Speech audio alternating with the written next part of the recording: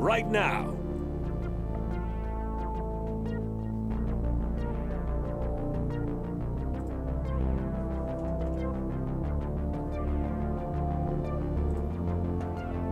Right now.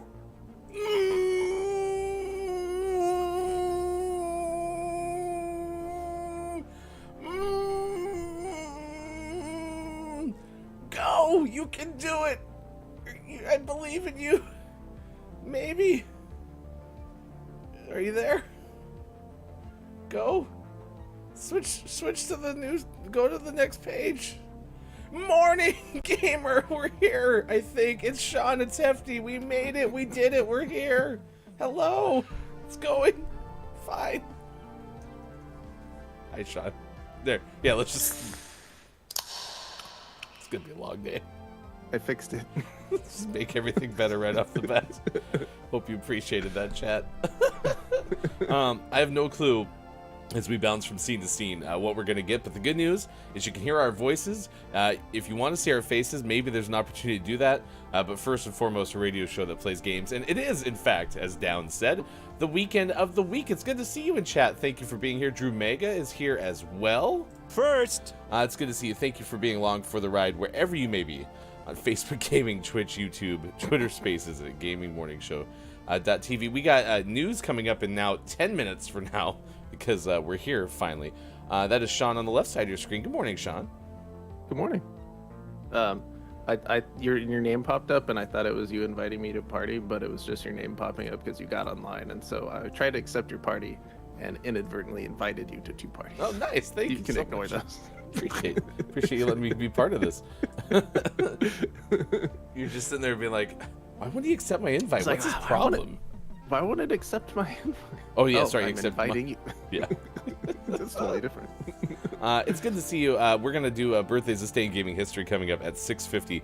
If you are watching on chat, yeah, okay, that's perfect. I was going to say, if you could just tell me if it's actually showing up wherever you're trying to watch, that would be fantastic. I like the new technical difficulties intro for the show. It works. It almost feels so authentic, doesn't it, Drew Mega? We really sell it. I just can't wait to go check out that VOD of the 2 seconds we were on air on YouTube.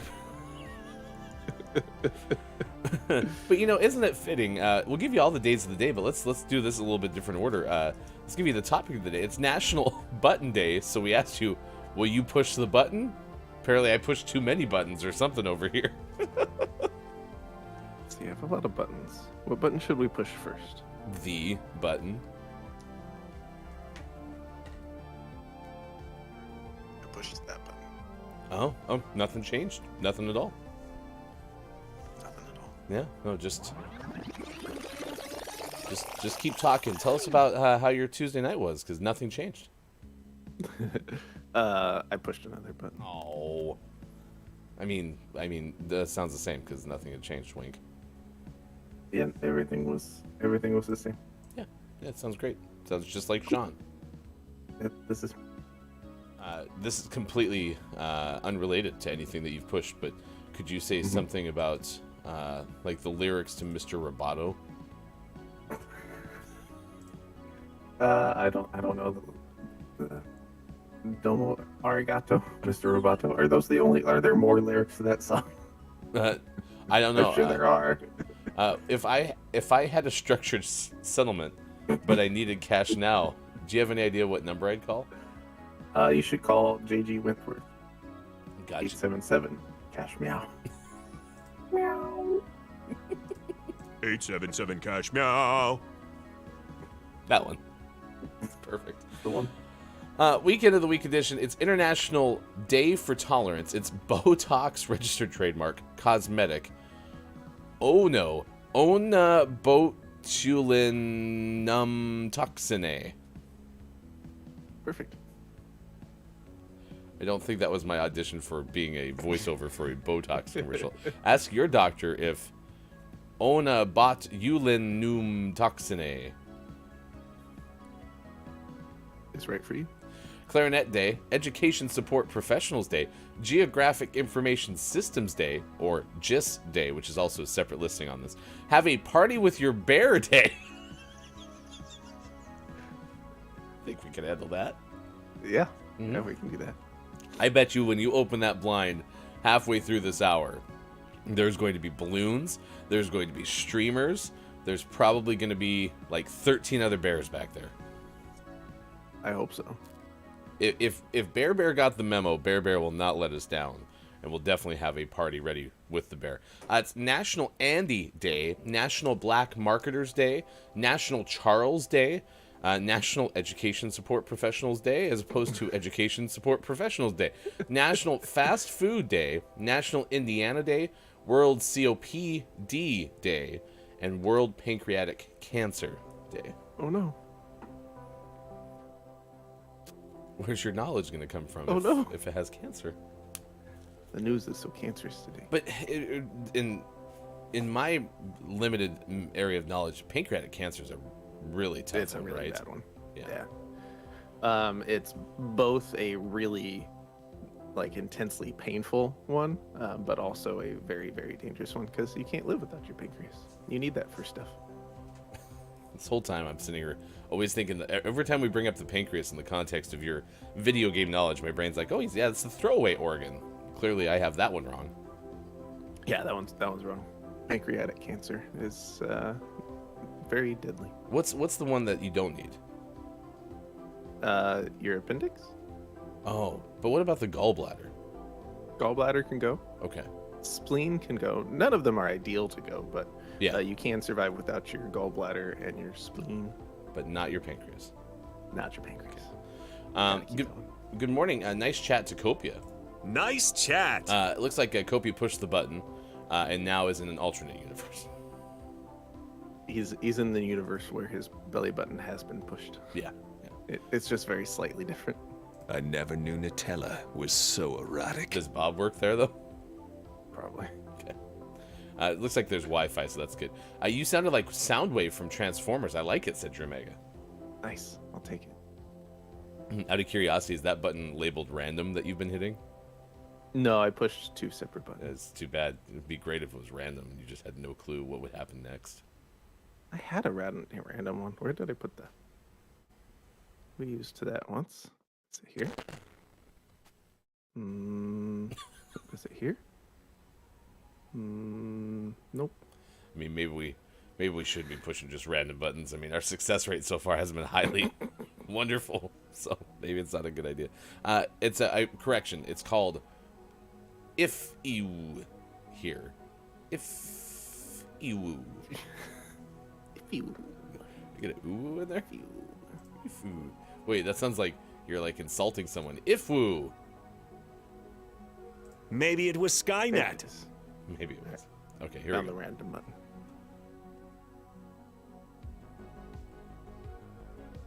Oh well, that's not so random. It showed me which one it went to, and it was the same one.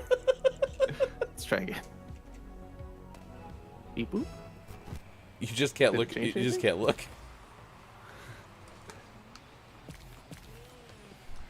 Oh man, I forgot. So you remember the drama that was Monday when we found out that my daughter's friend had changed my car?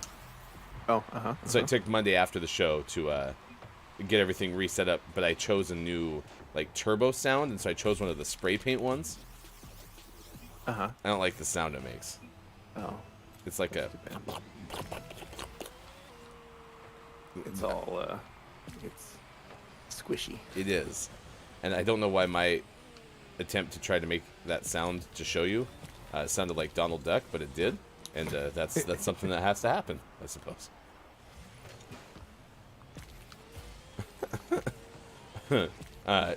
Drew Mega says it kind of sounds like you're saying Funk. you. It kind of does sound like that. So wherever Kopi is, the internet makes people dance because all they want to do is funk you. Funk it up. Mm-hmm. Yeah.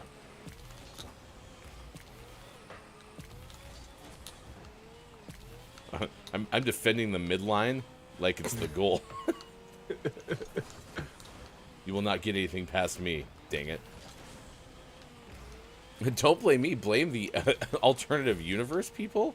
How do we do that? Do we send them a letter? Oh, that was a sharp Nice shot. shot. Can we call them?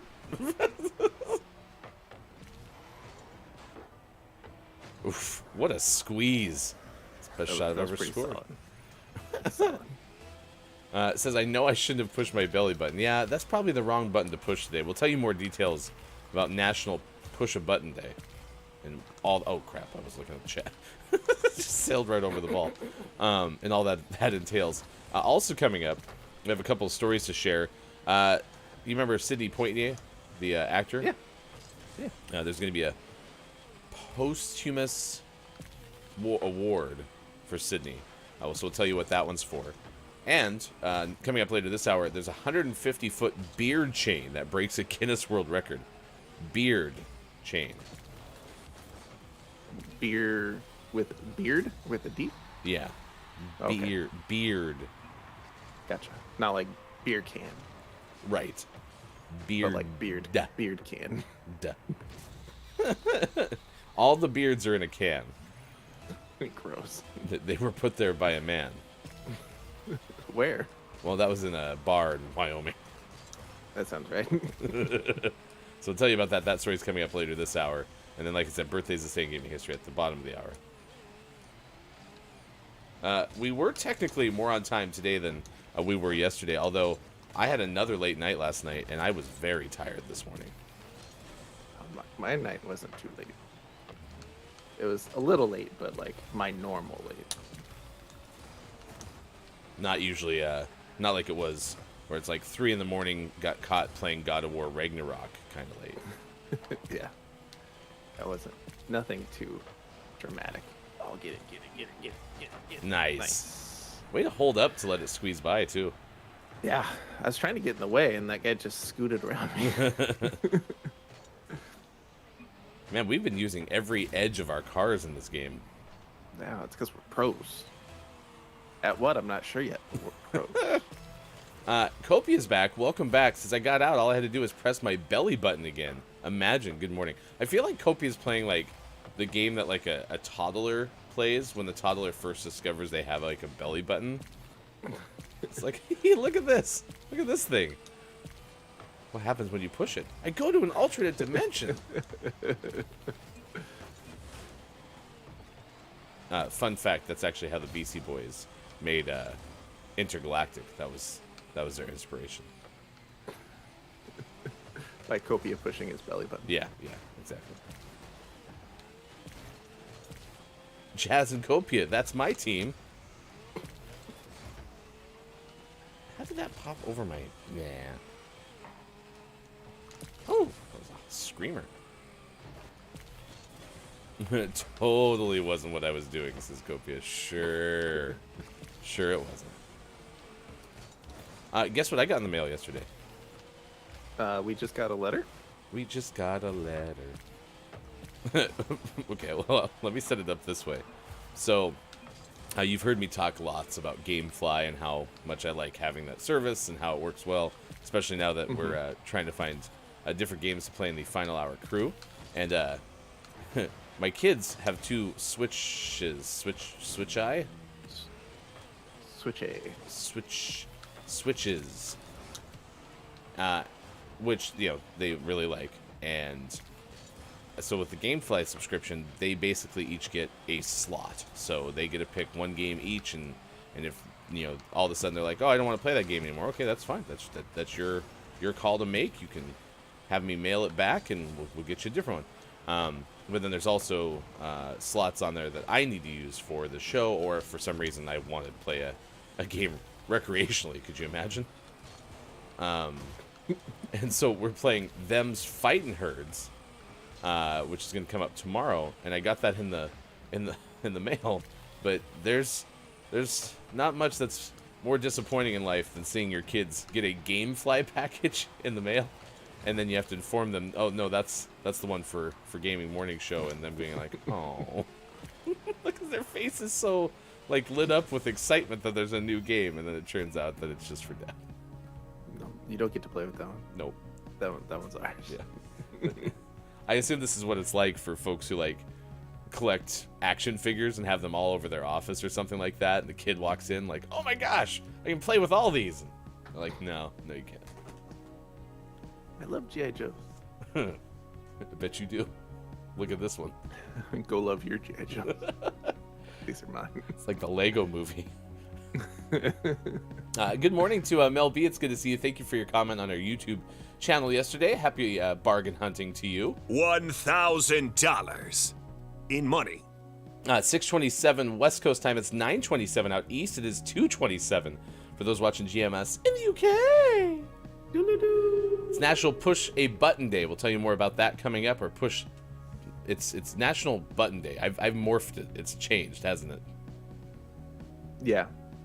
Yeah. Yeah. Yeah. Now we have to push the button. Okay. Yeah, it's just button day. Like it could this whole thing could be just like pants buttons or something, like shirt buttons. I made it something it wasn't intended to be. We got Drew Mega's comment coming up in just a moment. Right now, it's time to get informed the video game headlines of the day. Thank goodness you're back. These are more strategic than they are when you're not here. Here's hashtag video game expert Sean. Good morning. It is Wednesday, November 16th, 2022, and this is your gaming morning show, Morning Gaming News. We got some news today. Some updates, some two games as service type updates. The first one is about Overwatch 2. This is the negative story. I put the negative story first.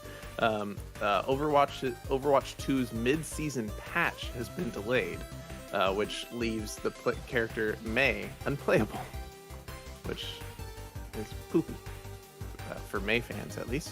This is from Ryan Leston of IGN. The mid-season update has been delayed at the last minute, leaving the original hero Mei unplayable for the time being. This was posted on the official Overwatch forums, and it confirmed the patch has been pushed back due to an unexpected, quote, critical issue that was discovered shortly before it was due to go live. They say, quote, today's patch is delayed as we work to resolve a critical issue. We'll provide an update here and set the patch live as soon as the problem is addressed, end quote. The patch will now go live on November 17th at 11 a.m. Pacific time, so Mei mains won't have to wait long to play their favorite character. It may take longer. It's true. It is a critical issue.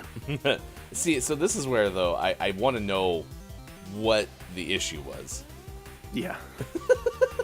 Like, I do too. If you release the patch with the entire internet crash, right? Like, it seems like such a big deal. It was probably like, half of Mei's pixels wouldn't render right or something, But yeah. Something performance related, but I want it to be something entertaining. Like there's a 60% chance that it wipes out everyone's progress. Release it. Something fun. Release it anyway. Roll the dice. In our next news story, moving from Overwatch 2 over to Multiversus, and a slightly more positive story, Multiversus Season 2 is now live. This new season includes a new map, battle pass, and upcoming character teases. This is from Wesley LeBlanc of Game Informer. That's just the same thing. There's a new map, new battle pass. Just don't make me repeat myself. Season 1 included Rick Sanchez and Morty Smith from Rick and Morty near the end of the season. And it seems like one of the first characters for Season 2 is going to be the classic cartoon character, Marvin the Martian. New roster additions are incredibly exciting, so this is a quote, by the way, we figured we'd give you a bit of a tease on one of the new characters who will be joining the MVS roster in Season 2. Hailing from planet Mars and sent to destroy Earth with his Illudium Q36 explosive space modulator, Marvin the Martian will soon be making his way back to Multiversus. Was he here before? In yet another fruitless attempt to claim victory. We'll have more information about Marvin and his kit soon, so hang in there. I mean, the voice lines are going to be pretty okay. Yeah, they'll be pretty good. I just like when because you tried to say the name of the weapon or whatever, and that was always one of Marvin's like best lines from the cartoons. yeah, I think that one will be pretty fun. And listen, I'm surprised I still haven't. I'm not surprised, but I'm also surprised. I'm not surprised because I don't play many video games. But I'm not surprised, or I am surprised because I think I'd like this game at least to try, especially because it has some, classic cartoon characters in it. But I never tried the Nickelodeon one either, so who knows? Right. I tried that one, so you can try this one. Okay, we'll divide and conquer. We'll take turns. The new map is based on Game of Thrones, interestingly enough. Oh, because that is on a Warner Brothers platform now. So you get a bunch of cute classic cartoon characters fighting on this, for the game, fairly realistic looking Game of Thrones. There's giant dragons flying in the background and stuff. Oh, is it the red wedding scene? That would be inappropriate. It's like, what's with all this murder? It's just a big throne room with, the classic Game of Thrones throne with all the... Can't wait for the mods. In our last news story, moving from video game proper to video game adjacent, we're going to talk about BioShock movie news. And that's the a quote that we have from the BioShock movie director, Francis Lawrence. And he says that the movie will be, quote, really true to the game itself, end quote. This is from Ryan Leston, once again, at IGN. He says, more specifically, basically, me and Cameron McConomy, who works with me, and Michael Green are getting to do what we want to do, which is great. A lot of it is really staying really true to the game itself, and we're talking to Take-Two Interactive and Ken Levine. So it sounds like this was a Netflix thing, if I remember correctly. Yes, Netflix has given them free rein to kind of tackle the movie as they see fit. And so the director decided that means for him that he wants to involve the original developers as much as possible and stay true to the game and the game storyline, which is good because the game's fantastic. So I'm excited about it. Okay. Yeah, I mean, I like accuracy in adaptations, right? The original Mortal Kombat movie, I remember watching parts of that. I was like, well, that's not how it works in the game. Oh, that's not this. And I realized that's also like equivalent of, that's not like it was in the book, which I'm sure, is a whole different debate, or similar but different debate. Anyway. So yeah, if it's true to the game itself, I think, like Resident Evil, that was the one where I was like, what are we doing? Yeah. And even in movies where it works well, sometimes it's disappointing because you're like, man, I was really excited to see this type of story. And I didn't get it. Can't please them all, I suppose. Nope. So this is exciting though. Sounds like the director and those he is working with are fans of the game, and I think that really helps with these video game adaptations when the people making them are familiar with the game and have some passion related to the game, because then even when they're making changes, they think it's the best thing to do to tell that story on screen. So we'll see. I don't know when this is coming out, but we'll say 2024. Are we making that up as we go? Yeah, I'm making that up. 2024. Bob agrees. Bob agrees. And always last but never least, we finish off today's gaming morning show, Morning Gaming News, with the world-renowned segment within a segment where we take a look at what is out today. Call of Duty Warzone 2.0 is out on the Xboxes, the PlayStations, and PC today. That, of course, is the free-to-play online battle royale, Call of Duty Warzone 2.0. Check it out. Lappin is out on PC, and Ted, the Lost Explorer, and the Emerald Tablet is out on PlayStation 4, PlayStation 5, and PC. And for the most prestigious award in video game-focused morning shows, your favorite segment within a segment within a segment, today's name of the morning goes to The Forest of Drizzling Rain, out on PC. I like that name. I like that name a lot. too. Yeah. It's poetic. I kind of want it to be, or not it to be, but has anyone ever made a game like The Forest Through the Trees? Probably. I don't know. I hope so. That seems like a very good video game name. Okay. Well, congratulations, the Forest of Drizzling Rain. It is our name of the morning and now eligible for name of the month consideration. We'll find out. We always say at the end of the month, but truly it's kind of the beginning of the following month. That's when we let you know what our name of the month was for the month prior. And last month it was for the month of October, Them's Fightin' Herds. And coming up on Thursday's final hour crew of this morning radio show that plays games, we will play Them's Fightin' Herds. So very excited for that. I think I have it installed. I know the disc is in the PlayStation. I don't know if it actually like uploaded all the files and stuff. That's not how that works. It installs them. It doesn't upload them. It uploads them to the internet. Okay. My PlayStation's now in the cloud. Whatever. But we'll let you know, if you're a Patreon subscriber, you can get the name of the month faster than you can if you're not. Although we will have a fulfillment appreciation name of the month giveaway coming up closer to January. So if you want to win a suite of games, we are going to do that coming up a little bit later on this year. But congratulations again to the Forest of Drizzling Rain. It is out today. Thank you very much, Sean. It's good to have you back. Thank you. It's good to be back. I'll have you check captions for me as Mel B says, Button Day happens to fall on a Sunday, so my Sunday school class did button art because Mel B also pointed out, why is there a button day and then a couple weeks later a national button day? Well, I'll use this to illustrate why. Today is Education Support Professionals Day and National Educational Support Professionals Day. I think sometimes different websites or different organizations have different days of the day. Today is technically National Button Day as far as I can tell from nationaltoday.com. But more importantly, Mel B, let's get your focus on this. Today is National Have a Party with Your Bear Day. So we will party on down with the Bear, who's sometimes out of town, but today he's here and he's ready to go. Bear with balloons and streamers. Let everyone know. Nice. That was good. Celebrate good times. Come on. Let's celebrate.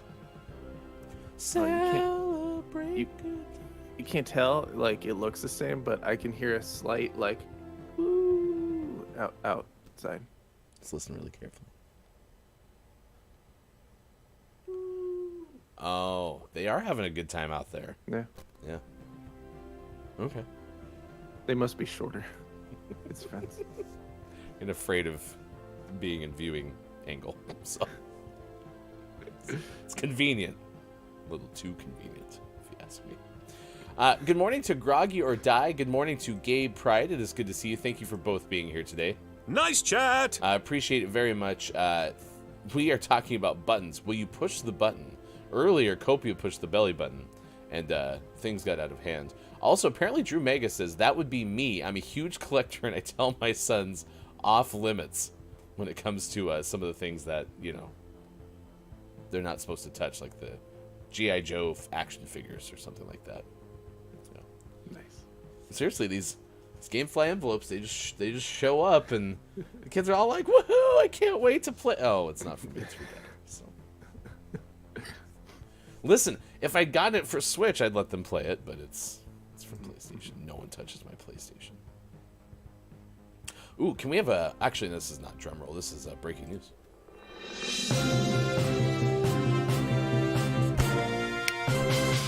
This just in.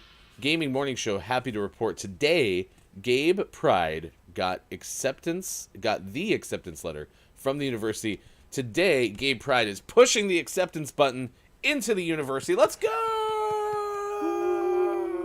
Woo! Good luck on your journey. Remind me, is this graduate school? I think that's what it was for. You have to remind me. But congratulations to you, Gabe Pride. Let's go. And I hope everything goes well with your next educational journey. Okay. Downs poses a good question. We'll get to that in a moment. Right now, though, it's time to check. You can news if you wanna! The story that we're tracking at this hour on this morning radio show that plays games. And this comes to us from Ben Hooper of UPI. I like to rock a beard, but I've never gone for the long beard, like one that starts to like taper from the edges of my cheeks down into my chest area. Instead, it usually kind of stays right around here. Yeah. Pretty common. That is not the case, though, for 150 feet of beard. Ugh. It's a beard chain that broke a Guinness World Record. This is at a bar in Wyoming. It had an unusual... Okay, again, you cannot use that adjective to describe a Guinness World Record attempt. Yeah. But they do. Yeah, Ben sure did make that choice. An unusual Guinness World Record attempt. A group of men clipped their beards together and created a 150-foot chain. Now, some of these folks are very close to one another. So it's not like these beards were like, 5 feet apart or anything. Competitors in Casper for the National Beard and Mustache Championships gathered at Gaslight Social, where the beards were clipped together in a chain. Quote, you had to stand there and not move for probably, we were there a good half hour just standing straight. Sounds real tough. I told you, don't move, Joel. That's a person who made that comment was named Joel. Because if you move too much, you break the chain a little bit. Ooh, and plus it probably pulls the hair out of your face, and that hurts. Or your neighbor's face, which hurts them, and then they'll turn and punch you in the arm. Yeah. The Guinness World Beard attempt was followed by the Guinness World Record for biggest bar brawl. Beard chain measured 150 feet, breaking the record of 62 feet 6 inches. They demolished it. Wow. Impressive. Wyoming's not messing around. It was 62 feet 6 inches. It was set in Germany in 2007, and it is now destroyed. Well, congratulations to all those at not Gaslight Anthem. That's a different band or a different place. It's a band. This was at Gaslight Social. Oh, whoops. There's the link if you want to check it out. So, exciting times in Wyoming, huh? Mm-hmm. Yeah. Well, and no mention on who captured the National Beard and Mustache Championship, gold medals or anything.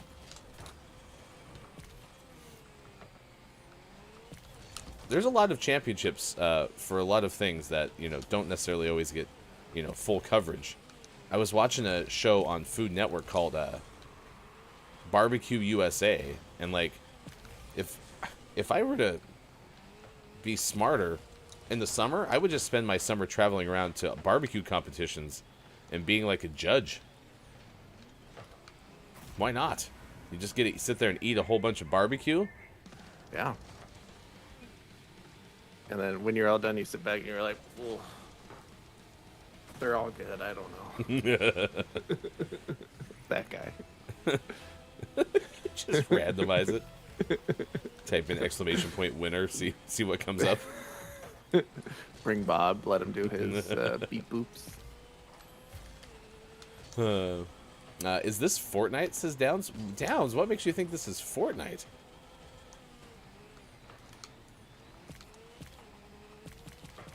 It does have that, Fortnite use of the spray paint, the trail coming out of my car, though. It does have that, cool extra style of animation. I knocked you out of the way, I'm sorry. That's all good. Good morning to Harmonious Crow. It's good to see you. Thank you for being here today. Go lick a tree! No, that's not the right one, Bob. You know, the new touch grass. Is it? Was that widely adopted? I can't remember.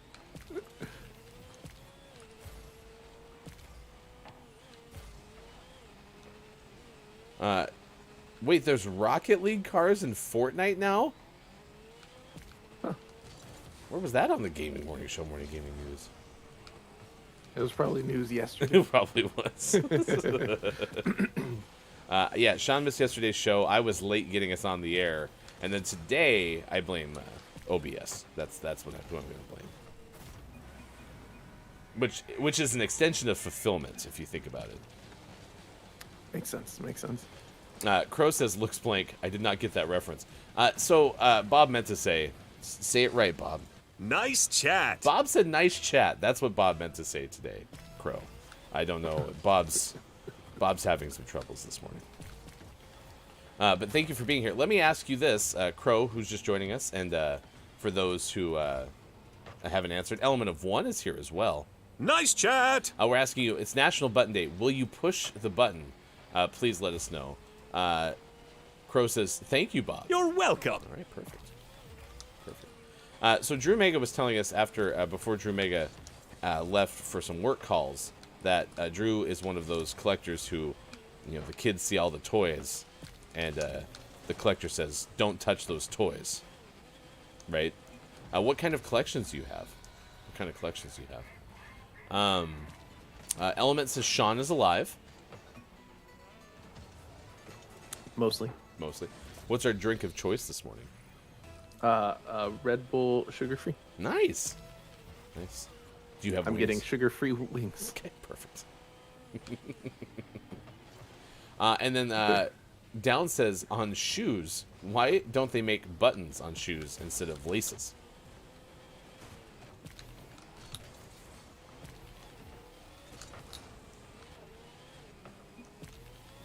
I mean, I kind of liked Velcro shoes, to be honest. Those were really easy. It's just like slip-ons. Ooh, that's a good call. Even shoes that I have that have laces, I try when I can to just turn them into slip-ons. Yeah, so you know how you buy shoes, and, well, maybe you do this, actually, now that you've shared your position on this, but when I buy shoes in the store, I don't tend to test them for slip-on ability. Yeah. Do you do that at the rip, like right when you try them on? Depends on the shoe. The shoes I most frequently have to tie but try to slip on anyway are my work shoes. And those I don't, because I got them because I like them, and so even if I had to tie them, I'd get them anyway. But like casual shoes, the slip-on ability is definitely more important. And you like, you're in the store and you're like, okay, I laced them up, they feel good, like there's enough room in my toe, they're not ripping up my heel. Okay, so far so good. Now let me try to take them off and put them on again. Yeah. Okay, so you're doing far more Science. yeah, We'll exactly. call it science. Science. Shoe science. So I get lucky because I don't think about that in the moment, and then I bring them home, and I'm like, yeah, those shoes are comfortable in the store, whatever, they're good. This recent pair of shoes I bought, which we found whilst looking for shoes for my kid. Nice shot. They just happened to be like right next to that area, and my wife was looking for different shoes for an occasion for my daughter, and so I was like, well, I'll just kind of peek over here really quick. It's like, I like these shoes. Oh, they're on sale. That's a good price. I'll put them on my feet. They feel good. I didn't test how easily they slip on and off. I got lucky. They are very good in that department. Nice. Well, and then of course, have you seen the ads on like Instagram and stuff for those shoes that like you step on the back of them and they just kind of pop on your foot? Yep. They have. Kind of want to take a try. Kind of want to try. Yeah, I just kind of do it.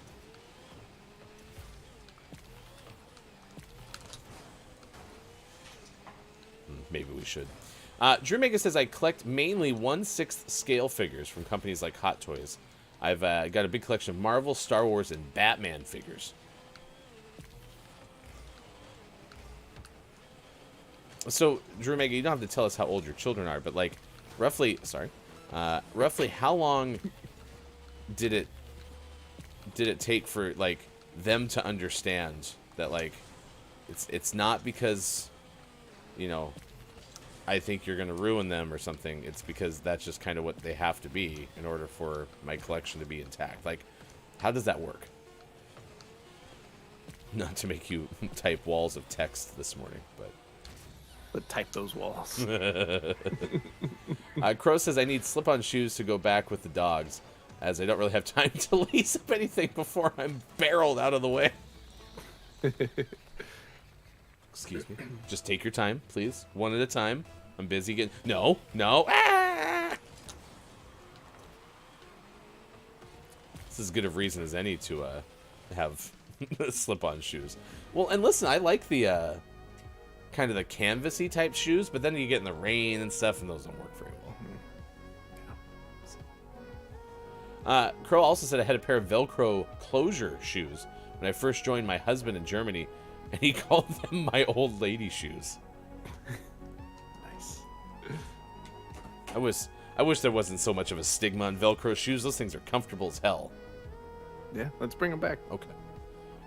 So we're making GMS onesies with a butt flap. Mm-hmm. And now Velcro shoes. Yeah. Fantastic. Everyone keeps asking what button we're talking about. It's National Button Day. Will you push the button? Yeah, we're talking about the button. Yeah, the button. You know what I got props for the other day? What's that?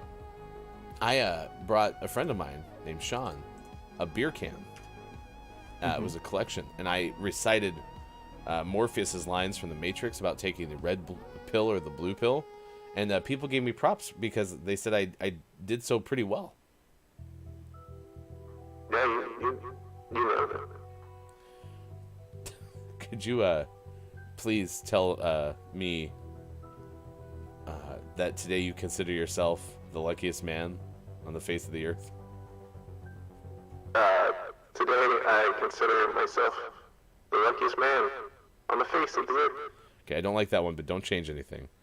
Could you instead just a sec. This is very important. This is worth this. Nope, not that one. Nope. Let's do this here. Type the word movie. Cool. That's better. Yeah, maybe this is it. Okay, perfect. Could you read a few lines from what I'm text messaging you right now? This is very important. More important than birthdays this day in gaming history for now. If you could please read some lines from the bottom of this section, please. Good morning. Less than an hour, aircraft from here will join others from around the world. We will be launching the largest aerial battle in this history of mankind. Mankind, that word should have new meaning for all of us today. We can't be consumed by our petty differences anymore. We'll be united in our common interests. Like birthdays in this day in gaming history. I've never been happier.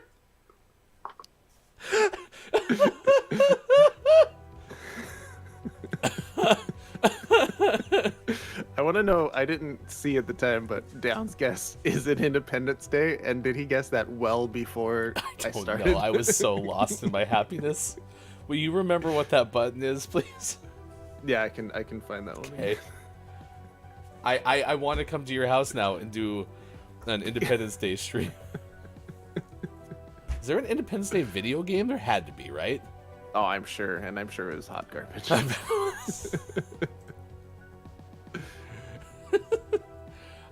Yeah, that was from the Independence Day movie. That was fantastic. Oh my gosh. The worst part is I don't get to hear it. Like, oh, you I will. don't get the effect. Yeah, but you will, because it's the clip of the day. Doesn't matter. Anything better that could happen to the show, it will not. I get to make that choice, so I'm sorry. Oh, holy cow, we're so late. It's time for birthdays this day in gaming history. If you have a birthday to celebrate today, please let us know so we can celebrate with you. Today, very special birthday. It's really heartwarming to be able to celebrate this birthday with all of you here. So, might as well, I guess. It's time for Ask Jeff. It's time for Ask Jeff. Ask Jeff.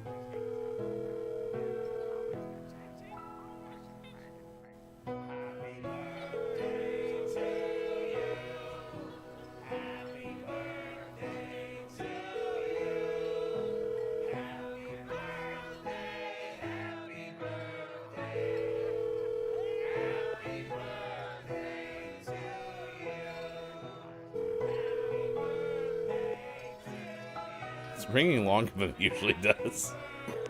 Your call. Ugh. This is so BS. It's Jeff's birthday, okay? It's gonna be really fun. Jeff had to ruin it. Ooh. So do We should you? dock his pay. Yeah. I'm not gonna get anything from us now. Actually, technically, Jeff pays us to have me call Jeff. That's 7 in the morning. Fine. To you, ThatJeffMT, it's your birthday song. It isn't very Even long. extra short. What's that? Toot. Oh, yeah. I Toot. said, and it's extra short. No, seriously, it's Jeff's birthday. Happy birthday, buddy. All right. Celebrity birthdays today. Diana Krall, the singer, is 58 today. Fun fact, she's married to singer Elvis Costello. And a fun fact off of that, Elvis Costello is the singer for Pete the Cat. So, I'm sorry, Diana. You deserve better today. Miss Crow's like, happy birthday, Jeff. My brain went, happy birthday, Jeff. Today, Lisa Bonet turns 55 today. 0 for 2. Fun fact, her daughter is actress Zoe Kravitz. I mean, at least that's better than who you're married to. Slightly. Yeah. Still really puts the focus on a different person, though, doesn't it? Yeah, it really does. Actress Martha Plimpton turns 52. One of her first TV show appearances was an episode of Family Ties. Well, I just love this photo. We sometimes complain about some of the photos that people have, but here Martha Plimpton looks very joyful, and I like that. Yeah, she looks happy. She's being smothered by Jimmy Simpson. Oh, at the Tender Bar. Yeah, that was back, December of 2021. Almost a year ago. Oh, but I remember that backdrop specifically at the TCL Chinese Theater. Well, you can also tell because it's a Jordan Strauss photo. Jordan Strauss, always capturing moments of joy. Yep, always. Maggie Gyllenhaal, the actress, turns 45 today. She replaced Katie Holmes as Rachel in the Batman sequel, The Dark Knight. Where's Katie? Put in my contract, Katie was supposed to be back. Who's this Maggie? Christian, we talked about this. You can't use the Batman voice all day long. I'm a method actor. Actor comedian Pete Davidson turns 29 today. He once appeared as a guest on the popular YouTube series Hot Ones. That one is fine, I guess. Whatever. Yeah, we're getting a lot of appeared on an episode of Hot Ones. Fun facts. Pretty low bar by that point. We've got a drummer birthday.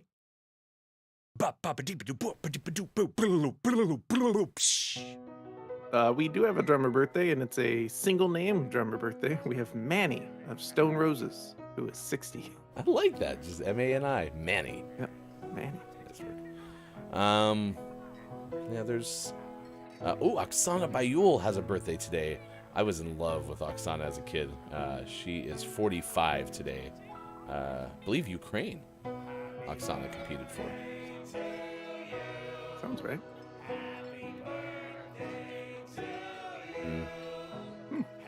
Casey Moss, Days of Our Lives actress, 29 today. Always like a good soap opera birthday. Yeah. It's a retired MLB pitcher, Chuck Finley's birthday. He's 60. He pitched for a long time with the Angels.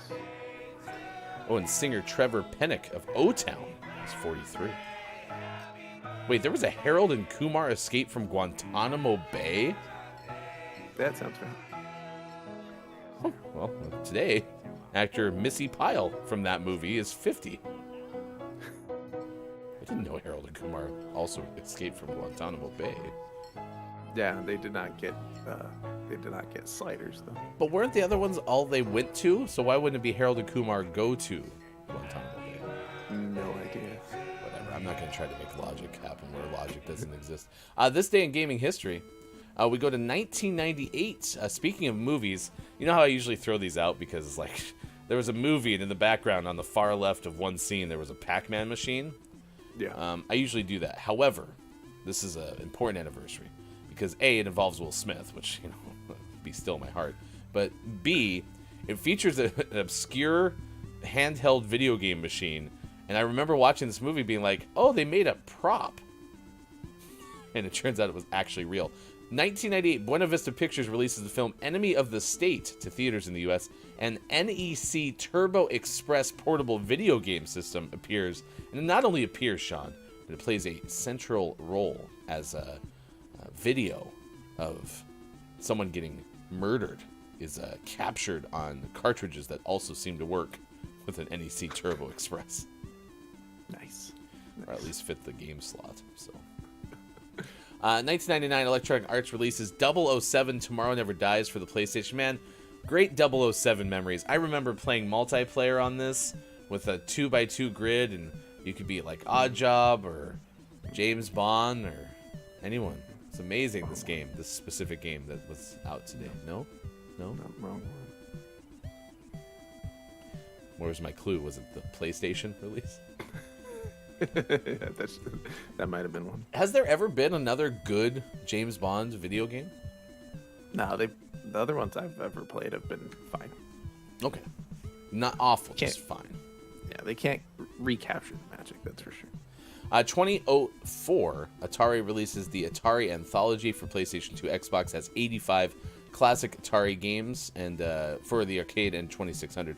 Asteroids was on there, Breakout, Yars, Revenge, and more. 2005, Koei releases Dynasty Warriors 5 for PlayStation 2. Koei? Nice. Koei? Koei? 2008, Nintendo put out Animal Crossing City Folk for Nintendo Wii. I like that title. 2010, Ubisoft, don't call me Ubisoft, put out Assassin's Creed Brotherhood. That same year, Activision debuted Need for Speed Hot Pursuit for PlayStation 3 and Xbox 360. And in 2010 as well, Sega put out Sonic Colors for Nintendo Wii and Nintendo DS. Nice. Right, so there you go. That's your This Day in Gaming History. Crow said, I remember her. She was in Parenthood with Keanu. I think that's referring to the person we said looked very happy. That was Martha Plimpton, maybe? Yeah. I mean, that could have been one of our other favorite actors. Is that Keonstopher Reefkin? Either way, good time. We'll talk more about bargains. We'll do that next hour. I see the Quiet I Am Gaming is here. It's good to see you this morning. Nice chat to you as well. Thank you for stopping by on this weekend of the week. Nice chat. Drew Mega's going to be sharing some pictures of Discord in Discord of the fantastic collection of items that Drew Mega has. We've talked about slip-on shoes this morning. We're going to talk more about buttons. Drew Mega started collecting when my kids were between 5 and 12 years old. They're pretty good kids, so it wasn't hard for them to understand that these are dad's toys. They can look, but not touch. Also, nice chat. Nice chat. To King Gray. So I think we've kind of rounded out most of the business this morning. Happy birthday to Ask Jeff, etc. Oh yeah, Jeff is back. Jeff, you had your birthday song, so you know. It wasn't very long. Yeah, toot. You only got one toot. Yeah. All right, we'll come back with the second hour. We're going to give you a list of the day. It's National Button Day, like buttons on clothing, but having personally looked, lists about buttons are less than interesting. So here's a better button. Find out. That's a good tease. Next hour, sports. I think you just have to scroll down. Or reload the page, I don't know. Oh, so here's a better button-related list. 10 facts about belly buttons. Oh, okay. Well, that'll work. We'll do that next. Gaming Morning Show continues. Facebook Gaming, Twitch, YouTube, Twitter Spaces, and at gamingmorningshow.tv. Thank you for being here. It is November 16th.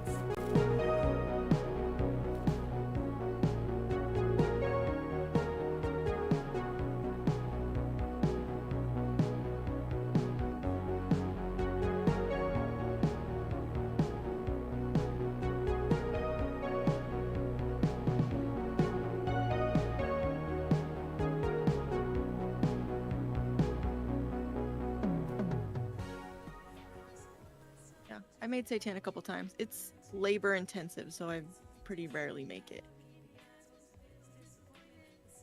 Did it pay off? Was it worth it? Yeah, it was pretty good. I've only made it twice, so like it wasn't like, oh my god, this is Tofurkey brand deliciousness. It was like, this is okay. Seitan. It's okay. Yeah. It just takes, you have to like You put it's powdered. It's like a It's like a liquid. It's like a powder. Put in a bowl, and then you put like a hot broth, like veggie broth in it, and then some spices, and then you have to just like, and then you have to knead it like hardcore for like. You have to 10 really minutes. need it. Yeah, you gotta really knead You it. can't just want it. You have to Yeah. need it. You gotta knead it, and then you gotta really do that, and then you boil it in more vegetable broth. The game's on its way. First two releases of the Elden Ring manga, which is called The Road to the Erd Tree, have already dropped, giving fans a taste of what the official adaptation by renowned manga publisher Kadokawa will be like. Considering Elden Ring's world is quite a dark setting with very few places seeming to be designed for anything but killing the player, some may be surprised to find out that the game's official manga adaptation is actually a comedy. Interesting. This is from Alex Hopley of Game Rant. What is that phrase that they're using when you adapt something for something else? Adaptation. I don't know why I was struggling. Listen, I don't know why either, but I can't say meteorological without having like Meteorological. Uh-oh. Meteorology. That one's easy. Meteorological. Crap. Meteorological. With the trombone and the trumpet and stuff. Like, I always thought you'd have to be able to whistle. No. Playing those is just a lot of... You just whistled. Good job. Can you call Arturo for us really quick?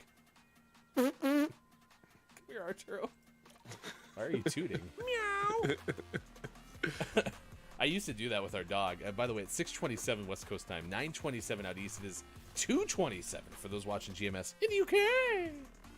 Thank you for being here. It's the Tuesday edition of the show. When I used to have a dog as a kid, I couldn't whistle, but I'd be out on the porch being like, "Come here, Duppy." Woo, woo, woo.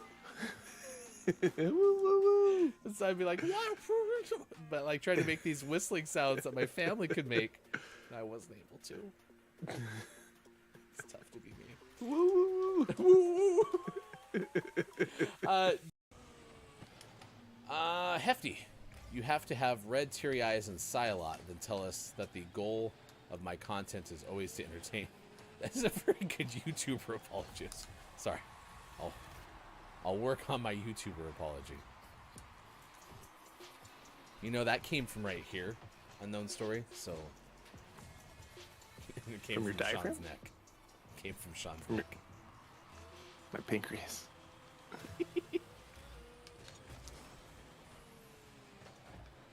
KJ said I was once bitten by a baby bearded dragon. It hurt.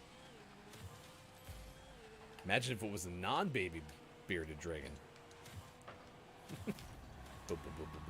Baby bearded dragon. One-eyed, one-horned, baby bearded dragon.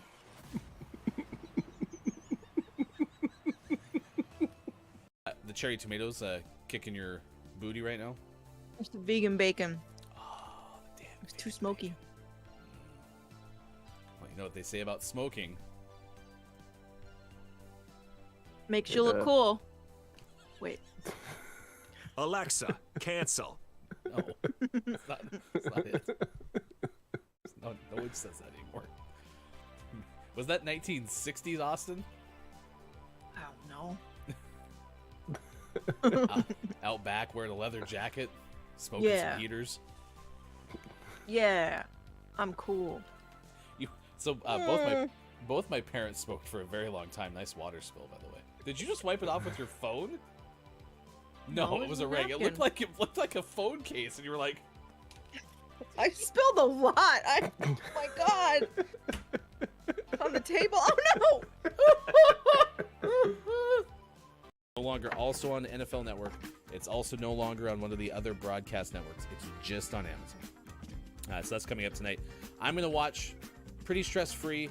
I am interested to see, though, if it becomes like the Super Bowl was for me last year, where I was like, I don't care who wins. You were there with me. Yeah, that evolved. It kind of did. And it took about, 4 plays? Yeah. Yeah, we were on the same page. Like once that game started. Yeah, we were. Wasn't supposed to be that way. No, we cared a lot more than we don't. Oh no! Solidarity. We don't have much budget. I wouldn't break that puppet bell. Oh no! I ripped my hat. I shed a tear for your tear.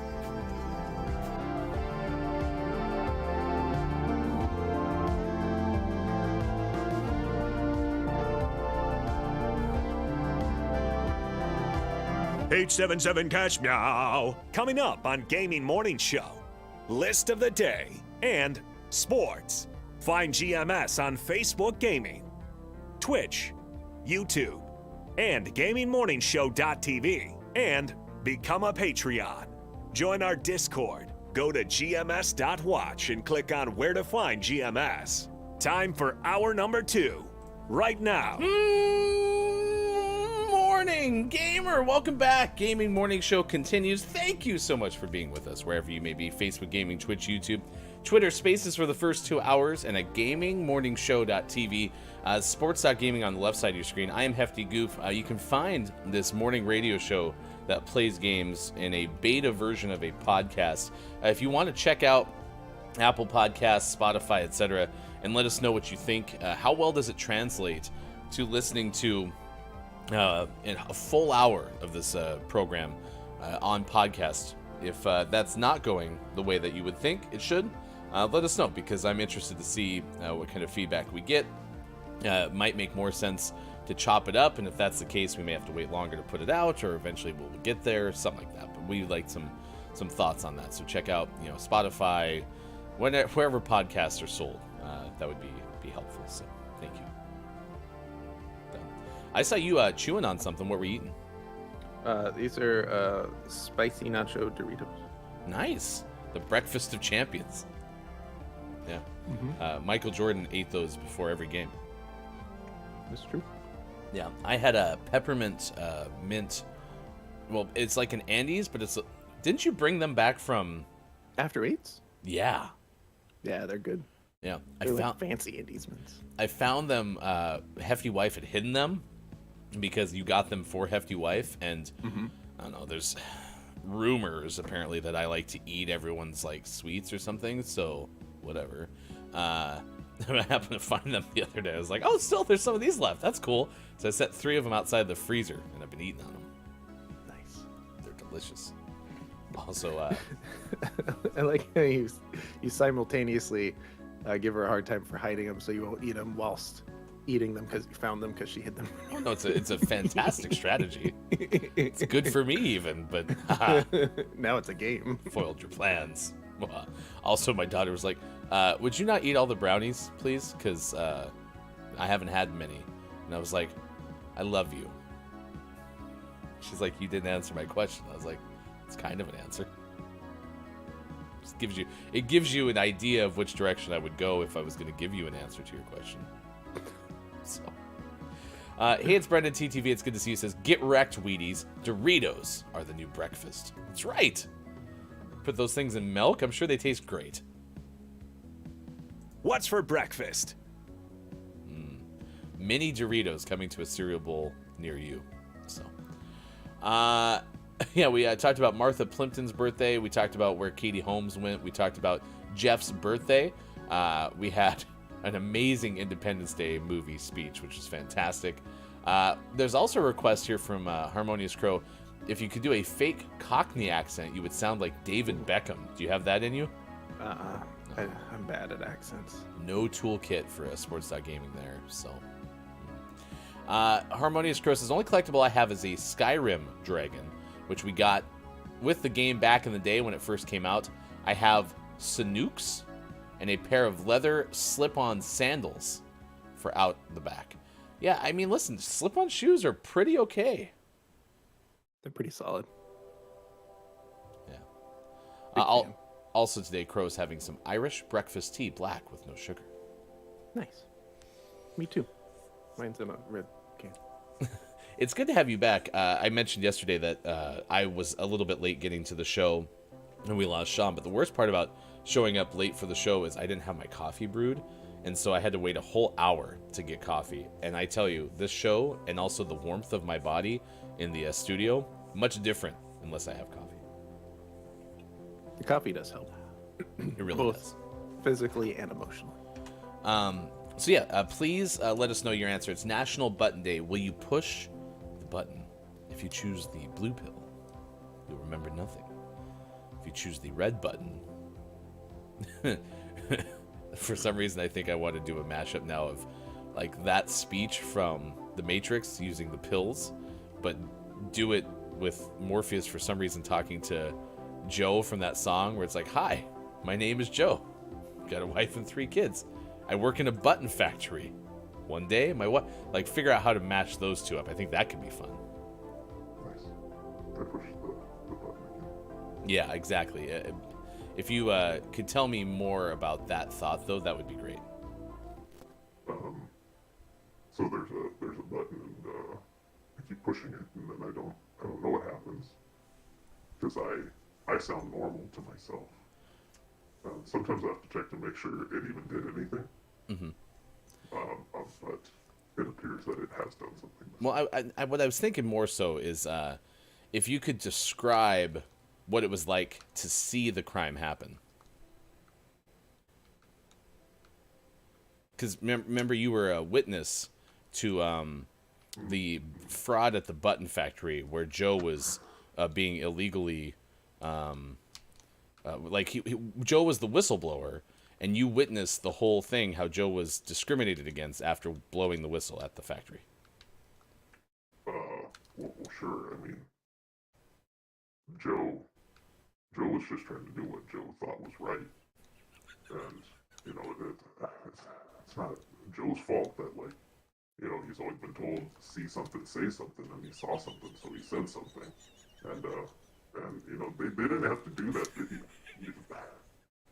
Joe didn't get the memo that we like to slip on shoes, and he wore shoes that tie, and I told him that was already a bad idea, and then they went and tied his shoes together, and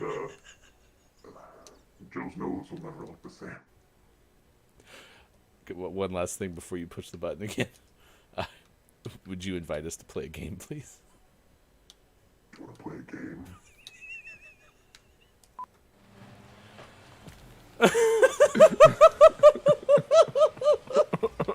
Joe wore laced up shoes. I told him it was a bad idea, but he wore them anyway.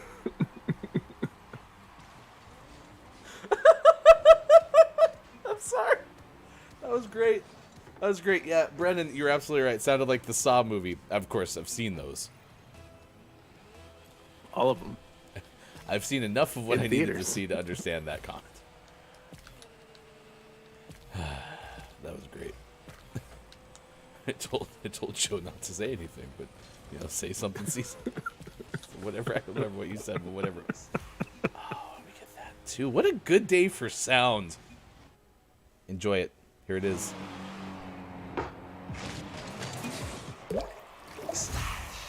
Splash. Chat.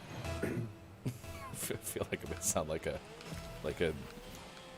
13. That's probably too late. 17th century monarch with what I'm about to say, but go find me a person who has the splash so I can trade them for it. Yep, they have to be on PlayStation. They also must be on PlayStation to make your job exceptionally hard. But go, bring me the splash, chat. Go now. LP says, why are you making your voice sound like that? Not technically making his voice sound like that. He's pushing the button. Just so happens to be connected to a voice changer. So.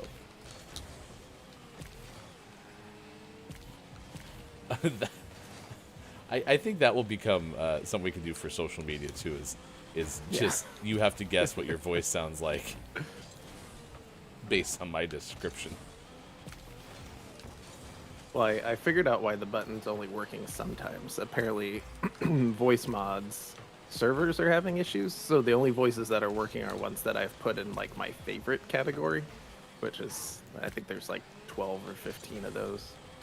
Oh, so there's even more than what you usually use on the show? Oh yeah, there's a lot. Oh, that'd even make the whole social media idea better. Yeah. K-Laugh! Make a note, please. Scribe a note. This is from nationaltoday.com. This is more information about National Button Day.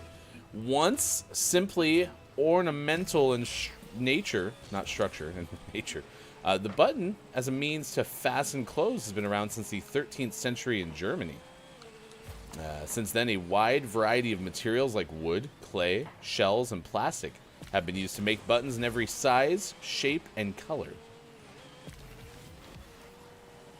A button jar can morph into a great craft project, extra game tokens, or fashion establishment.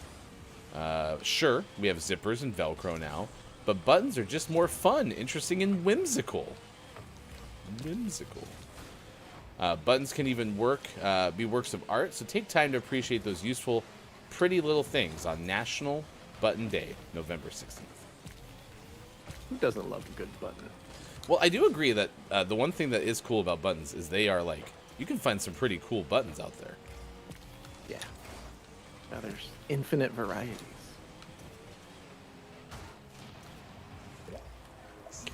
That's fine. Anyone who has Splash can score on me all day long.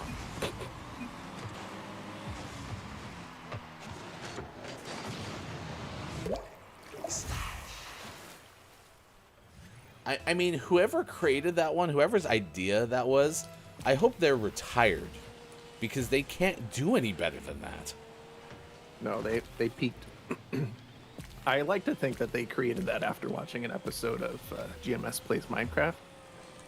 But they didn't want to use sploosh because it was a little too spot on. So they used splash instead. Look at this. You can say what you want. Today I've been hitting some angles. It's pretty good. I'm proud of myself. That is true. Doritos and Milk Community Fundraising Challenge. I will pass. I just beat the crap out of them, and I think you, to get the goal. Yep, get out of my way, Sean. Nope, I'll take care of this. Move, I said. Oh, actually, no. The other guy helped me out more. Yeah, so I have a thing about cereal milk already, because I've never really liked drinking the milk at the end of cereal. Milk is cereal broth. Oh, by the way, someone must have hit it from our team this way, because I was like, that was not a save. And it should have been saved. Thanks for holding back. I should have hit that.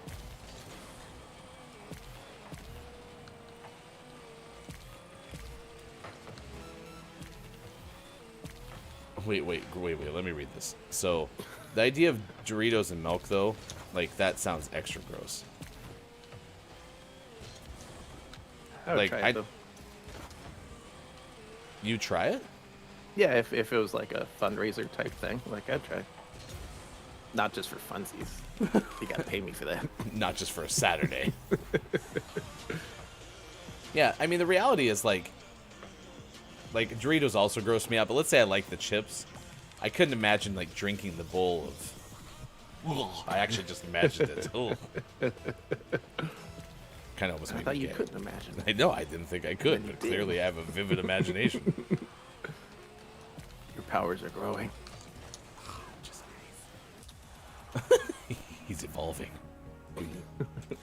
So point being, yeah, Doritos and milk do sound terrible, but Groggy says Doritos sound good. Smothered in cheese and chili?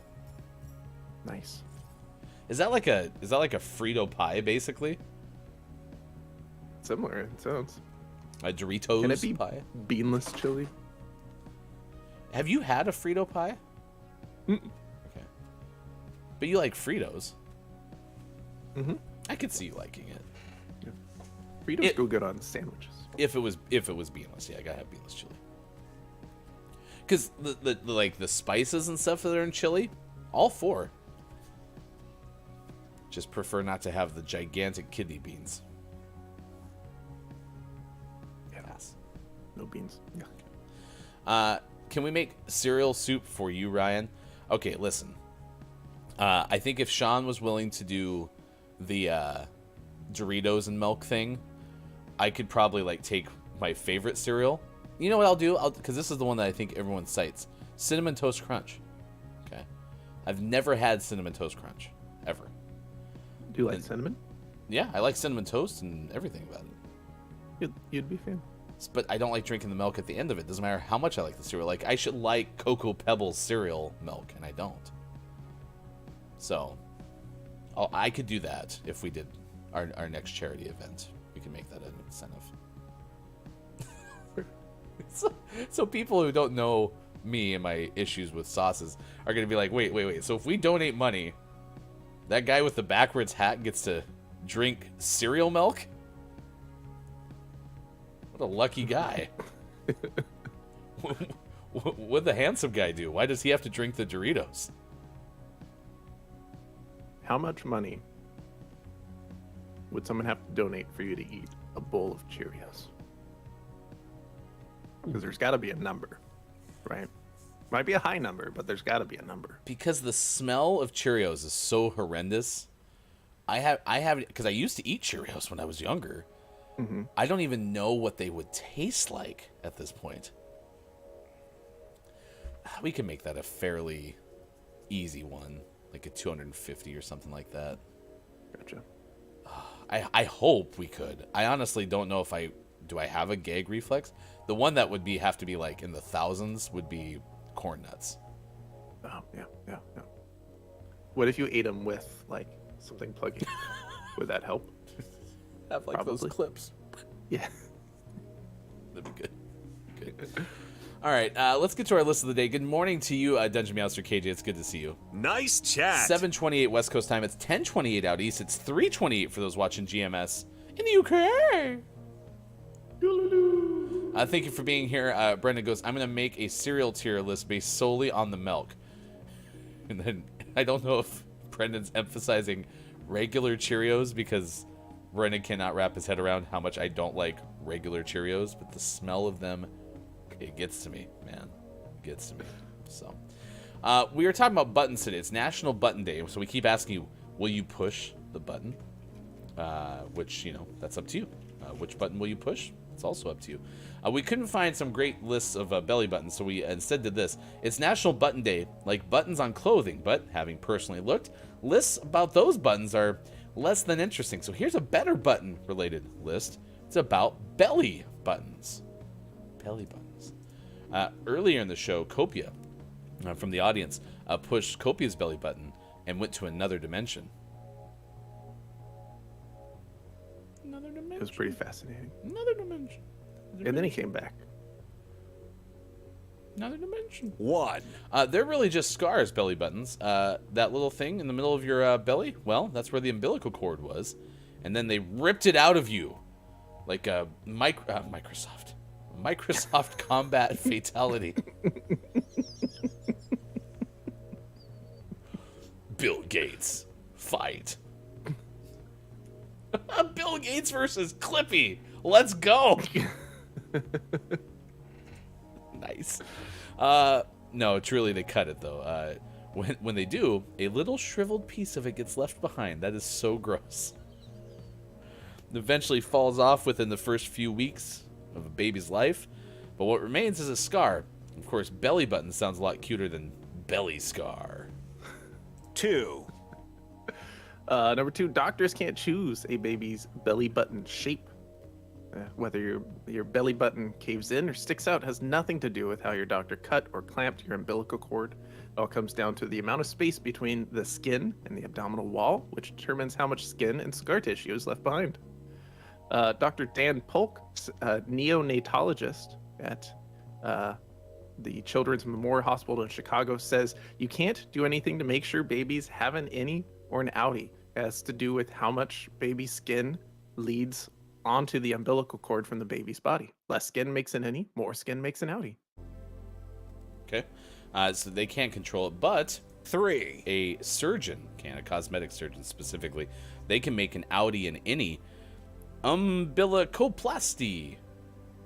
I think actually that was fairly close. That was pretty good. Just said really weirdly, but yeah, it's the correct pronunciation. Surgery that allows you to alter the shape or size of a belly button, often by removing excess skin or tightening abdominal skin. A 1971 article from the Honolulu Star Bulletin called Belly Button Beautification, quote, the newest gimmick in the cosmetic surgery game? 4, Number 4, most mammals have one. Dogs, chimpanzees, lions, armadillos, they all have belly buttons. But they're not always easy to spot. Most mammalian mothers chew off the umbilical cord attached to their newborns, leaving a flat scar that's harder to detect than a human belly button. Gorillas and chimpanzees are an interesting case for navel gazers, because they have what some scientists call an in-betweenie, a navel that looks like a human's, but is neither an innie nor an outie. In-betweeny, that's a good line. The reason we had to say most mammals have one, platypuses, platypi, don't have a belly button because they lay eggs. Nice. I took a mispronunciation counter because in my brain I imagined how I would have said mammalian until you said it, and I was like, oh, I would have screwed that one up. Also, it's proactive because 5, the fear of belly buttons is called omphalophobia. I think I got that one too. You're having a good day. Yes, I'm crushing it right now. Other than in your head, apparently. Yeah, no, I was gonna. Once it comes out, you're good. You said mammalian or whatever, and I was like, what would I have said? Jeez. Some people feel anxious, afraid, or disgusted with their belly button when it's touched or when someone else's bare midriff is on display. I could actually understand that one. The fear is believed to be linked to the navel's association with umbilical cords and wombs, and perhaps the irrational childhood fear that a belly button will come undone, letting one's guts spill out. Ooh, is that like a thing that people would say on like the playground back in the day? Like, oh, your guts are gonna fall out with your. Sounds 6. right. I never heard it, but I never heard that one either. Yeah, Dark. maybe we didn't spend enough time on the playground. Number 6, if you poke it, you might suddenly get the urge to pee or get transported to another universe. One or the other. Yeah, you might feel a tingly sensation when you stick your finger in your belly button. That's because you're stimulating fibers lining the inside of your abdomen, which then send a message to your spinal cord. As Dr. Christopher Hollingsworth of NYC Surgical Associates explained, because your spinal cord at that level is also relaying signals from your bladder and urethra, it feels almost the same. You interpret this as discomfort in your bladder. 7, I read ahead. Belly buttons can leak urine.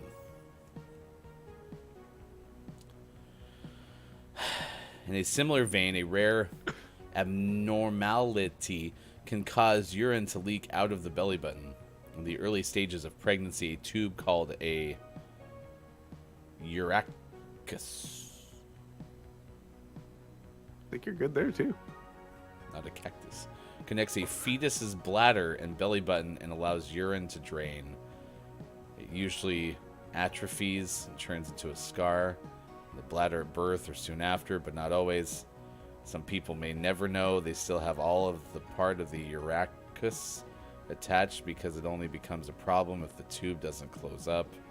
In those cases, urine can travel through the urachus and leak out of the umbilicus. Surgery is generally needed to fix this issue. 8, It happens. It's not spontaneous though, so like you would already know it if this isn't something you have to like worry about developing. Still gross, but yeah. Okay. And you know me too well because you know my brain's going like, oh no. Have to keep it on that. Number 8, they grow special fluff-catching hairs. Have you ever wondered why tiny bits of lint keep collecting in your belly button? Well, you can blame it on a special type of hair that grows in navels. These hairs have tiny barbs that protrude and rub against your clothing, causing small fibers to scrape off. The hairs are arranged in concentric circles, which act as a funnel and suck fluff into your navel. Suck fluff. Yeah. Those who shave their stomachs or don't grow a lot of body hair to begin with likely don't have many problems with lint. Just give me a second, y'all.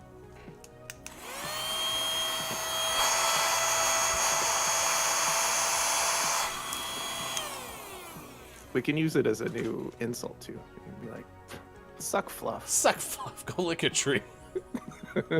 Which, by the way, Harmonious Crow, that is not an insult, by the way. I don't think. 9. They contain thousands of kinds of bacteria. I like how I had the vacuum out here for that purpose. Beyond lit, a lot of dead scun.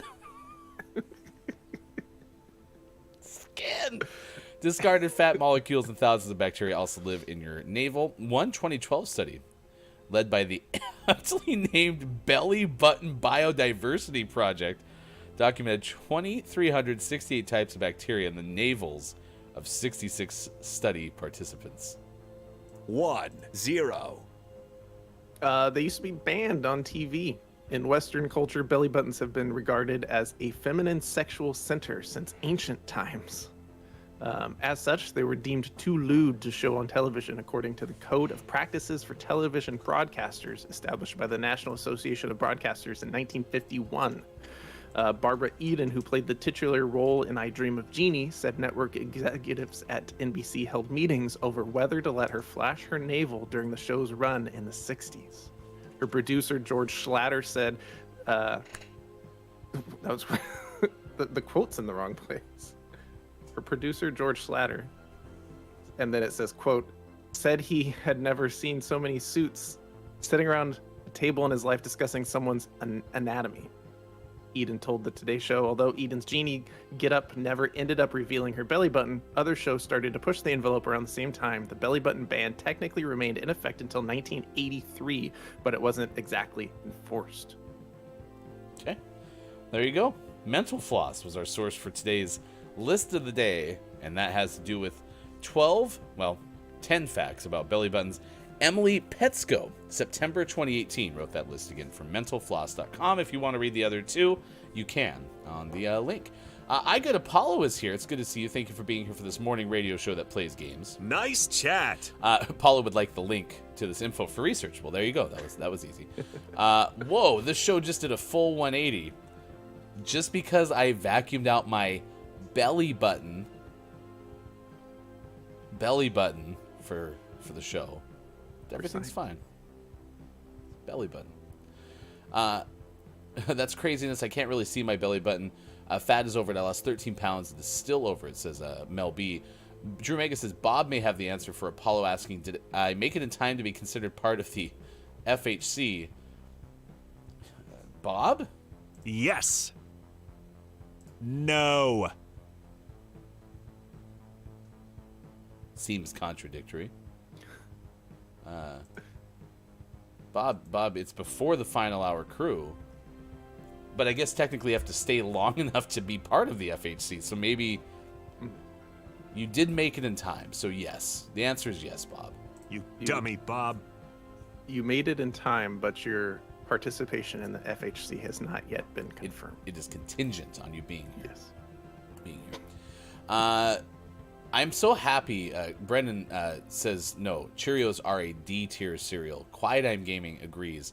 I've never felt closer to you two than just now because it is an awful cereal, and I can't wait to eat it if we can raise money for charity. This show, by the way, has evolved into one about cereal, basically. Harmonious Crow said, regular Cheerios, meh. I'll eat them if nothing else. But back home, we have a cereal called Pro Nutro.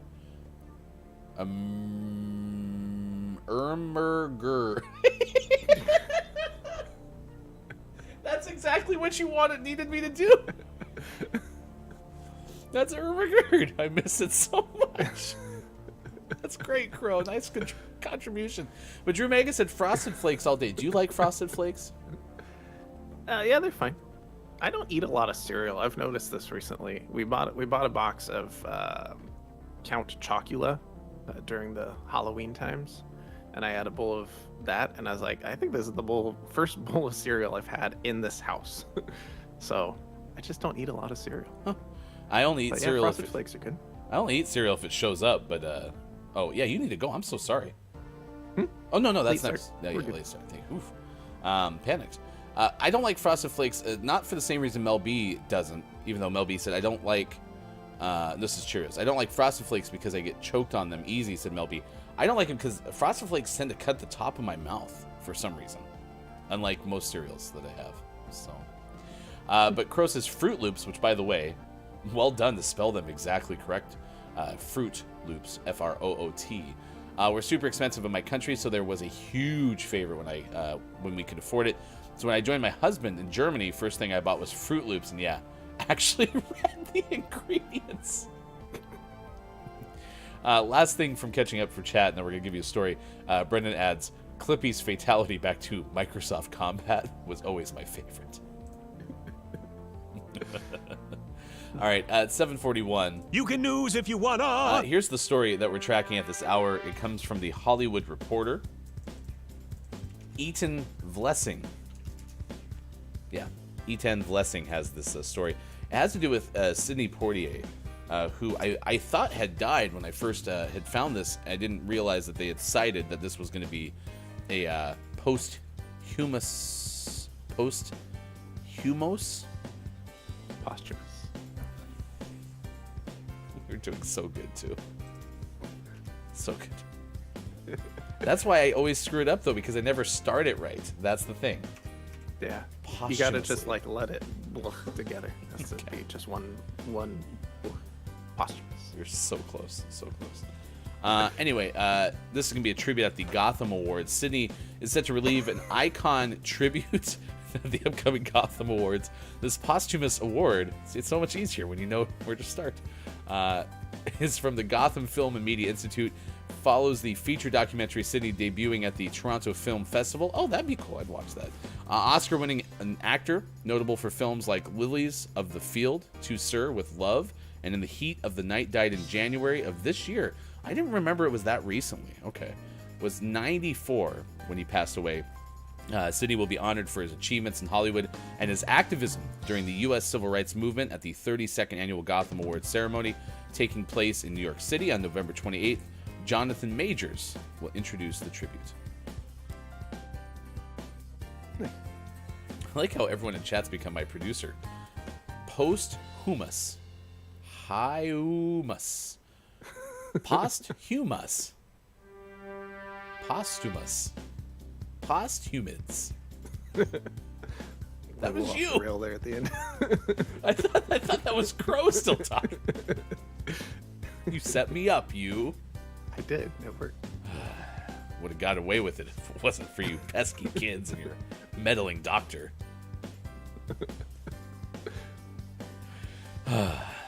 7:44.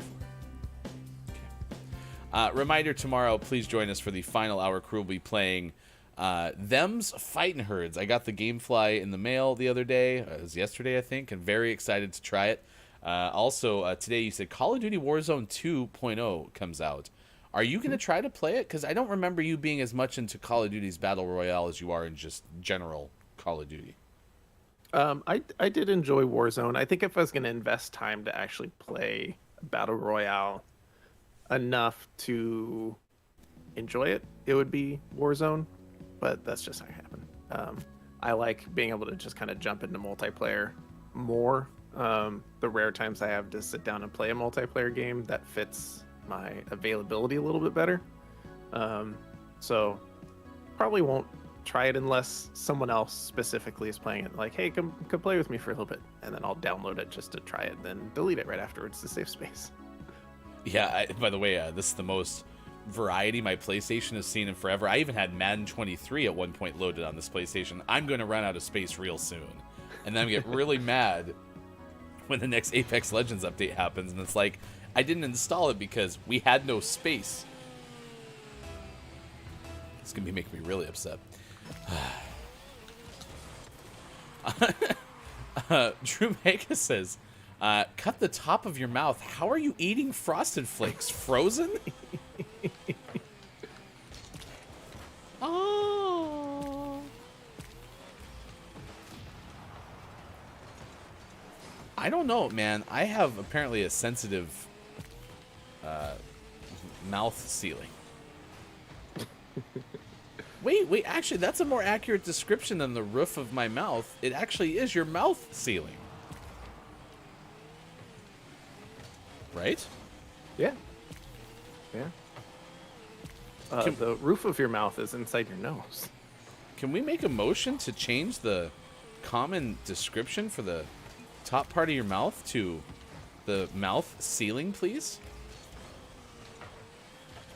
I make that motion. Do I have a second?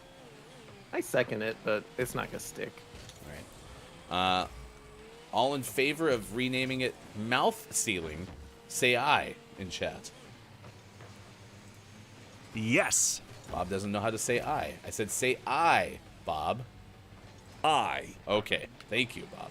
Jeez. I was worried about you for a second. You're welcome. Bob's very happy.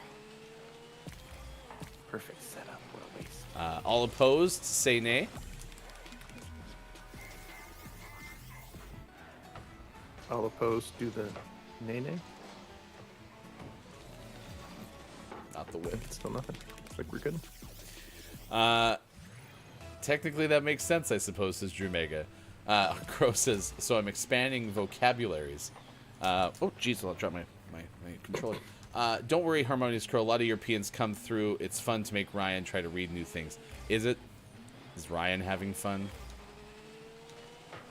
I do know that I do like being able to share that I struggle saying new words, though, on this show, because back in the radio days, like, you were supposed to, you know, say everything exactly correctly, and if you screwed up, then people call and tell you that monotonous is not said that way, it's monotonous. Which, you know, was my first ever radio gaffe.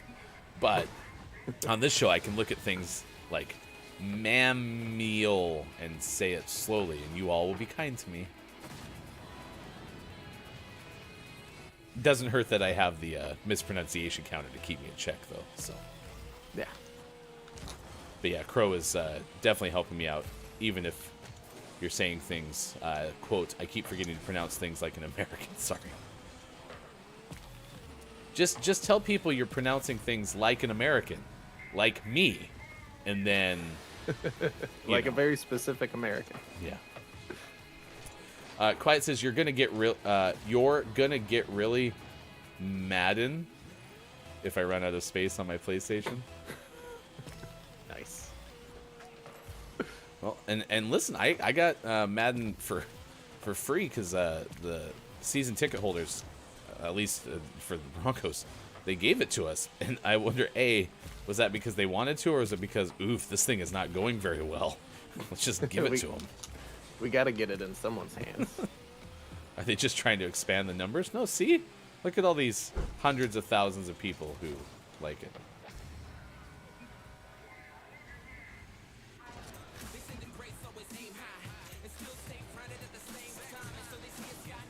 I think the motion passed. Congratulations, y'all. Next time that you have a chance to burn the mouth ceiling, please make sure people know that you burned your mouth ceiling. Well, and you can keep the same verbiage, because we would say, like, I burned the roof of my mouth. You can say, I burned the ceiling of my mouth. Oh, no, I like getting rid of... Because it's more concise and efficient now, because it's just 2 words. Yeah, but people, it'll make it more obvious what you're doing. If you say something too different, they'll just assume they misheard you when you said something. You were talking about something else. Did you just say mouth ceiling? Oh, I tried so nice hard and went so far, but in the end, it didn't even matter. Look how hard I worked on that. We're close. Oh, actually, Brendan said nay. I don't know if it actually did pass. Pass in Hefty's brain. Let's just call it.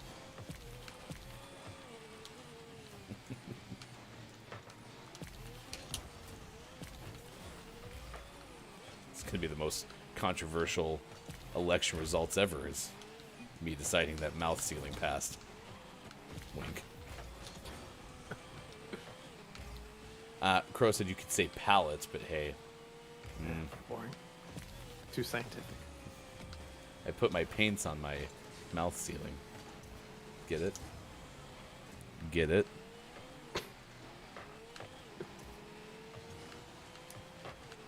If I had boost, I was going to score that, but I didn't have any boost. So I'm just crawling toward the goal to try to get you an assist. Oh, and I missed that too. No, not Spirited Coast 40.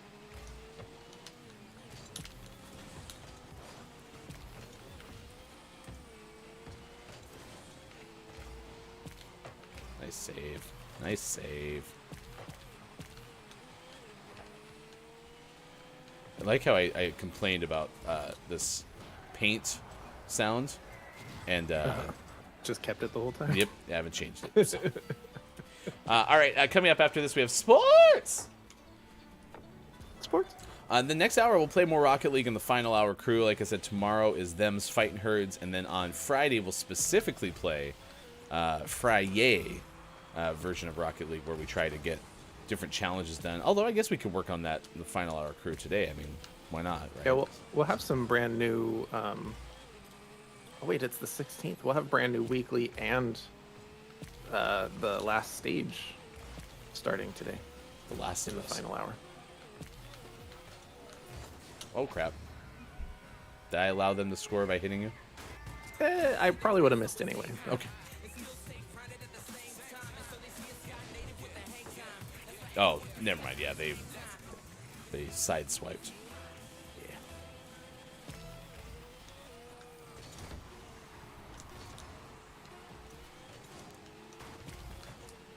So what's the official count? How many people have we had that have pushed the button, and how many have not pushed the button? I think everyone's pushed the button multiple times. Okay. So all in all, things are pretty okay. We have holy cow, 7:53. This is gonna be the shortest sports segment in the history of ever. 10:53 out east. It is 3:53 for those watching GMS in the afternoon. Rapidly, it's time for sports.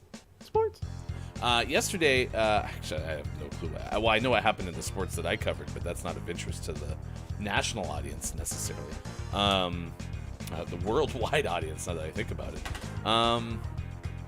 What do we got? Let's see.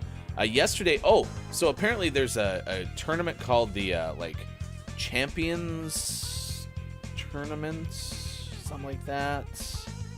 This is where Kentucky basketball played. You know how I wear that UK hat? Which, chat, you can tell me, have you noticed I haven't wore the UK hat in a while? Mm-hmm. Want to know why? Can't find it. I have no clue where it is. Do you know where it is? No. It's probably in my closet. I probably should look. What a conundrum I face. My hat is missing in the place where you should keep your clothes.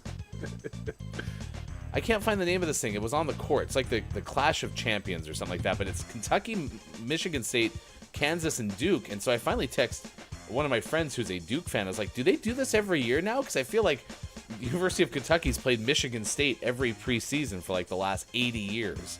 Anyway, double overtime, Kentucky lost to Michigan State 86-77. In the other game, Kansas beat Duke 69-64. So I don't really know what that means, but it's preseason college basketball. I just happened to watch it because I got my haircut. What do you think of my new haircut, by the way? Looks like a hat. I think it looks pretty good. Pretty good. Yeah, not bad.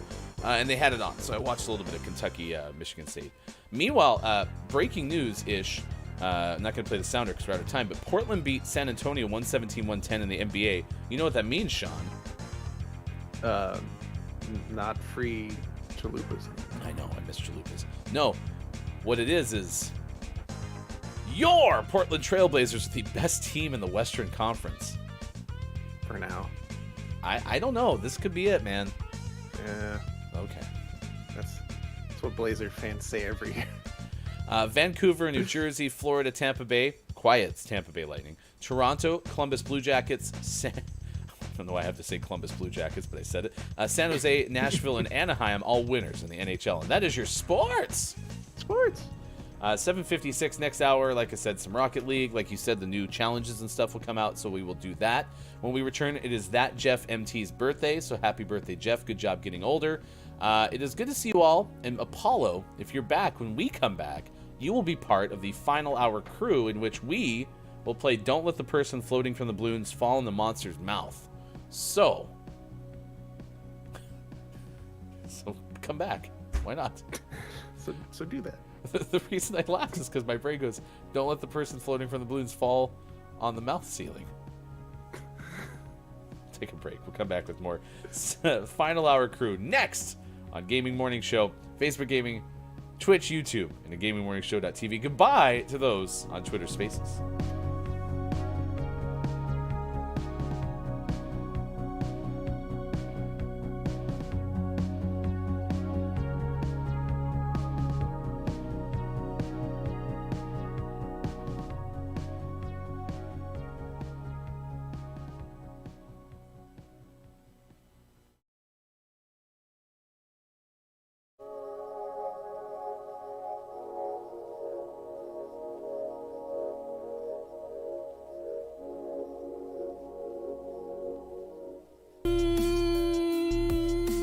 Morning, gamer! It's time for Gaming Morning Show, Tuesday, November 16th, 2021. Thanks for being here. Facebook Gaming, Twitch, YouTube, Twitter, and at GamingMorningShow.tv. Mike O on the bottom left, Sean in the top left. I am Hefty Goof. It is good to see everyone. We got 3 hours of fun planned for you today. It's going to be Morning Gamer. It's time for Gaming. Associate with Indiana. No, I don't. I really don't. I'm just here by circumstance, and as soon as I can get the hell out of here, we're gone. We're gone. National Get the Hell Out of Indiana Day. That day, get the hell out. Today's the day. Good moron to you, K-Laugh. It is good to see you. Good moron. Down says, I've already counted my buttons this year. Well, good for you, Downs. Way to be ahead of it. Can you help Mike with the meetings? Or the plans, excuse me? Scott Chick says, a bear beer party? Question mark. Heck yeah. Sounds like fun. Sounds like a lot of fun. What kind of beer does Bear like?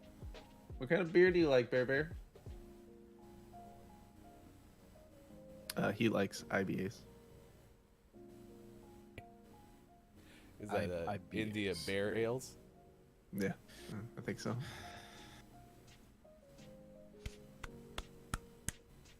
I was just watching a whole bunch of Jabba the Hutts running around the Fortnite map.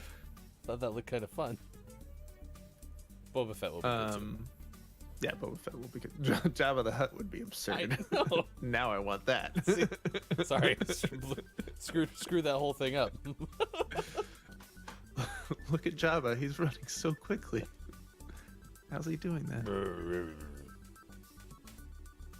That's my Jabba the Hutt impression. Can you do it in French? Look how amused Sean is. Sean's so amused. Sean's just holding that grin. It's like, this is hilarious. Sean can't. This is the face of somebody who's thinking of Jabba the Hutt running around the Fortnite map over and over and over again. Look at that concentration. I mean, he wouldn't really run around the map. I'm pretty sure he would like slither.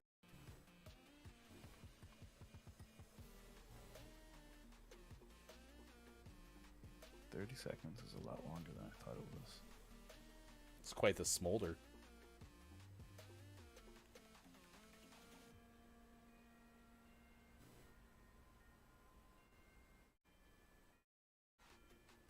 Three, 2, 1. You did it. That's 30 seconds of direct eye contact with Lucas Michael not wearing a hat. Not bad. Being a street cop to a detective with noble girl mustache. What? We'll be back. I'm really hoping there was a mistake in the translation. Community games next hour. Gaming Morning Show, Morning Gaming News next hour. It's Tuesday, November 16th, 2021.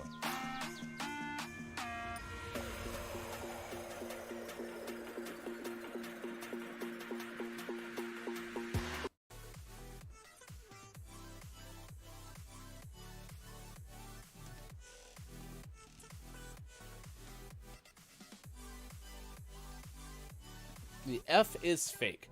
Paled. Hey, it's Brendan _TTV. Addle from Lady K. Quiet had lead or lead. Dead from Smar. Deal from Brendan. Plead and Paddle are already off the board as well, as was Pedal. Oh my gosh, I'm so sorry. Whole bunch of things getting auto-modded. I put those out in order. Smar had it first. Automod is very very on alert today, as Automod is every day on Gaming Morning Show. So, my apologies for falling asleep there. Oh, isn't a laid a thing? It is. Quiet Time Gaming gets laid. That is that's great. That's great. First, I was like, how do you do this? Because sometimes you'd have basketball games Tuesday night at 7, and then you'd have to go to bed at like 11 or 12, and get up at like 4:45 a.m. And like I said, the morning time is my ideal time. Like when I wake up at 4:45 a.m., I feel great. It is not difficult for me to do that. However, if I don't go to bed until 10 or 11, it becomes cumulatively harder as the week goes on. And that mentor of mine said the Wednesday nap is key. So if you do find yourself having to not get as much sleep as you'd ideally like, the Wednesday nap, if you can. Quiet says you should sometimes do a longer one to throw us off. Oh, the longer news sounder? Yeah, so when we lost Bob, before we rebuilt Bob, better than ever.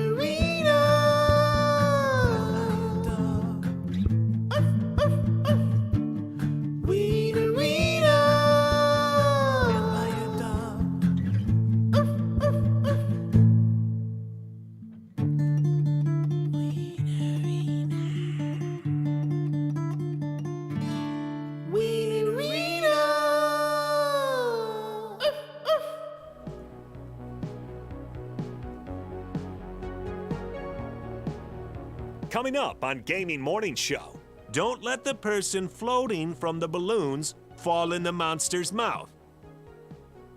And GMS Morning Gaming Renews.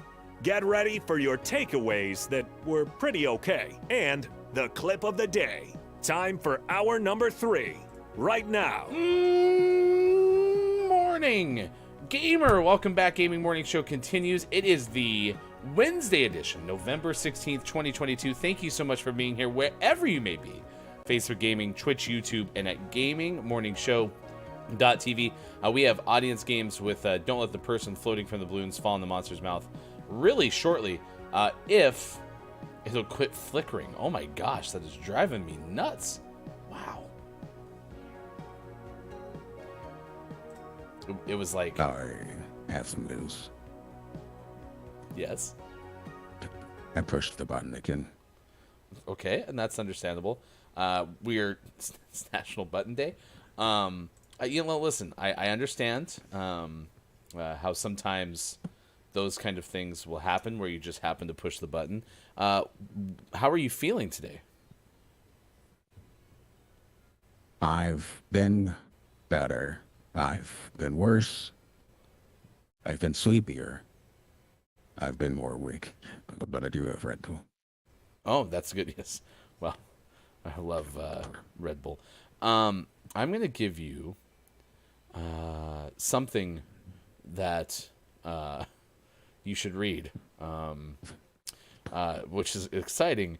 Such as Independence Day. Let me see if I can find something here. Yeah, just go ahead and read some of these for me, which is probably not what most people will associate this random voice with.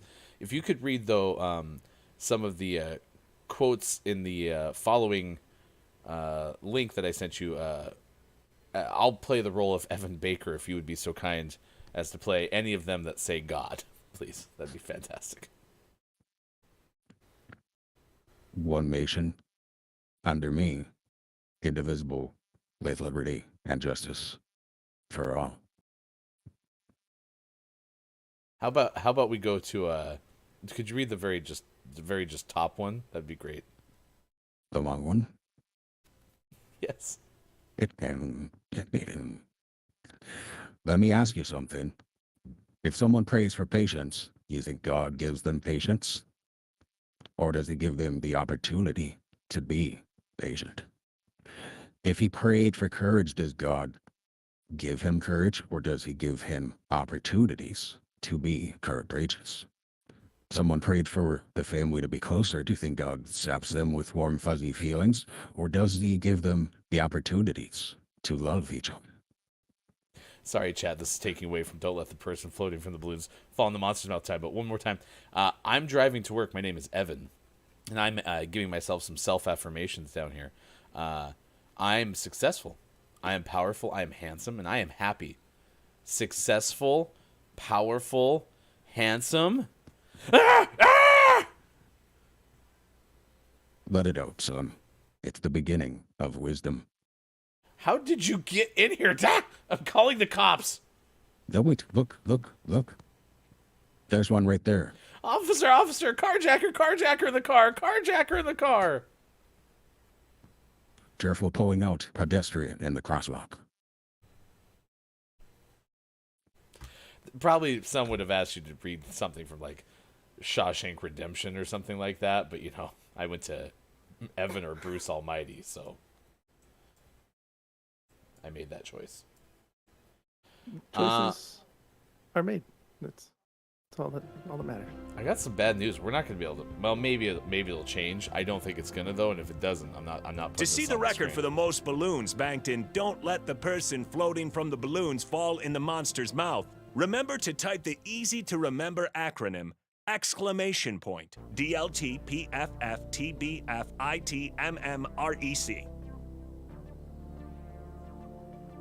Nope. We're not gonna churn away, especially if you have like one of those photo sensitivity things, because yeah, we're not doing that. How do I get off the screen faster? Go, Hefty, go. Okay. All right. What? The game is blinking. Yeah, I don't know what's up with that, but it is broken.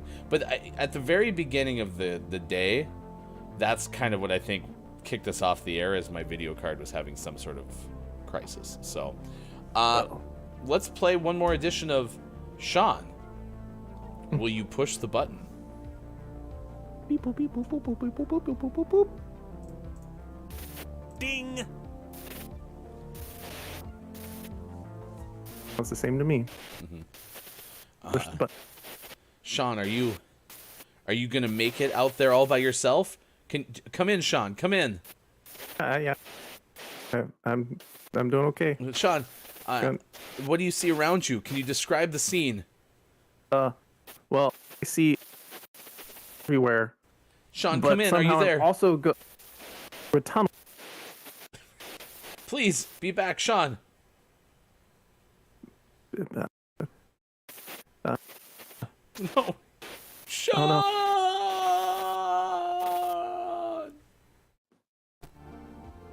Thank you for pushing the button. You bet. All All right. Hello, Final Hour crew, by the way. I didn't do that part yet. Welcome in, Final Hour crew. Dungeon Master KJ is here. It's good to see you. Groggy or Die, hello. It's good to see you. Mel B is here with us as well on YouTube. I am JF Downs. It's great to see you this morning. Quiet, I am gaming. Fantastic to have you along with us as well. Now, let's see. Who else has been here? King Gray. Hey, it's Brendan TTV. Harmonious Crow. Quiet, I am gaming. Drew Mega. It is good to see you this morning as well. I appreciate it very much. I Get Apollo. If you are still here, then you are part of the Final Hour crew. Hello, FHC. And everyone else who's been lurking and hanging out with us over the course of this 3-hour morning radio show that plays games. Thank you so much for being here.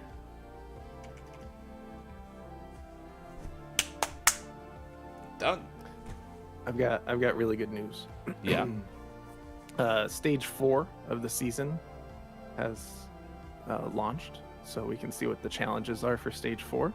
And there is one that's get 200 goals, assists, or saves, but there's no only assists challenge in Stage 4.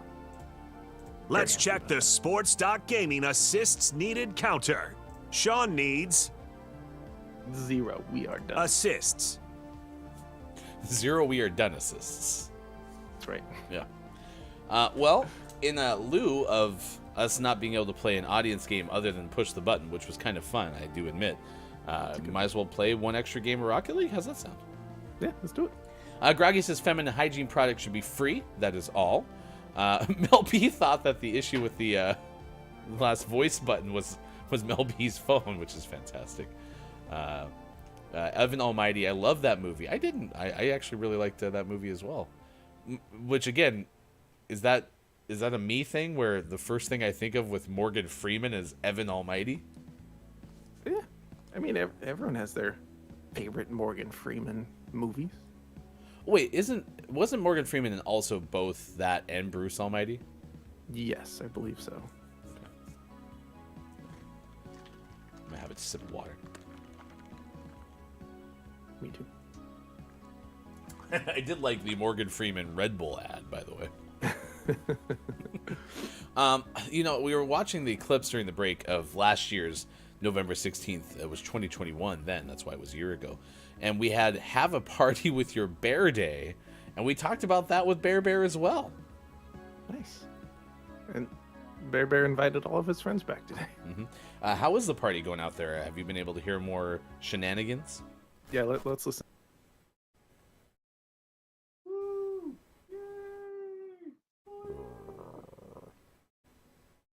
I could hear him.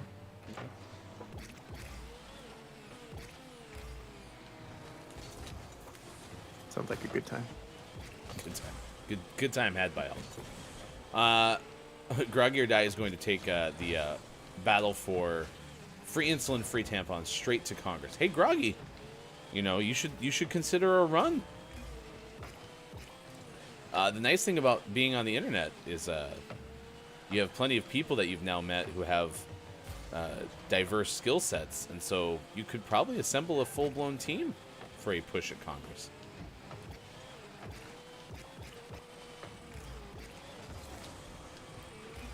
Oh, you had just moved, I think. Yep, I did. Yeah, I had just pushed up and he bopped it right over my head. Oh, Mel B thought the blinking on "Don't let the person falling from the balloons fall in the monster's mouth," floating from the balloons fall in the monster's mouth was the phone. Yeah, I don't know. At one point, even the word "gaming morning show" on our rundown was all like scribbly. Like my card is definitely temperamental today, so.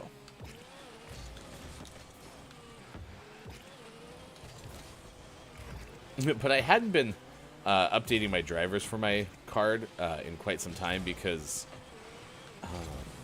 everything had been working so well, even for my computer, which has always had problems. Everything had been working pretty well, all things considered. So I was like, well, if I'm good with these drivers, why would I update it? I don't do anything else but this show on this thing. But I probably should do that. Bruce Almighty was okay, but Evan Almighty was mightier. I ad-libbed. Mel B said better, but I said mightier. I will be the International Relations Ambassador for Groggy 2024. Groggy, how's that sound? What do you think? Well, didn't I read that the first Gen Zer was elected to the House of Representatives in this last election cycle? Could be. I'm pretty sure. If Was- anyone knows that for fact, you can let me know. But I'm pretty sure that's something that I read. Was there an election recently? What? An election? Head of announcing will be me, according to Groggy. And then head of adjustment, you can be head of adjustments. Yeah. Well, we also got Morgan Freeman. I actually think Sean should be head of adjustments, but like do something outside of the chiropractic realm. Like you could be the tax adjuster. The taxidermy adjuster? Wait, is Bear Bear having a taxidermy party? It's a very different party. All the other animals are like, wait, why are we here? And Bear Bear was like, do you want any more hot dogs? And they'll be like, no, I'm stuffed.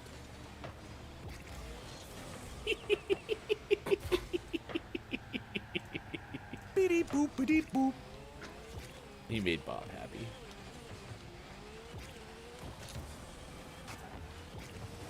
There's one thing we want in life, it's to make Bob happy. Morgan Freeman, head of freckles. Morgan does have good freckles. Oh yeah, Quiet said, yeah, from Florida. Maxwell Frost representing Orlando even. Yes, now that you brought that up, I do remember that. Because, of course, everyone living in Orlando is 7 years old. That's why they go to Disney World all the time. Right, Quiet? Is that how that works?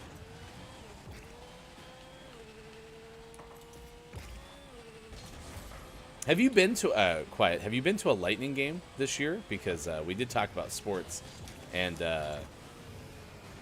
yeah, the hockey season's getting deeper and deeper. And Sean and I had just recently talked about going to a Portland Winterhawks game, which is the junior A team in Portland, Oregon.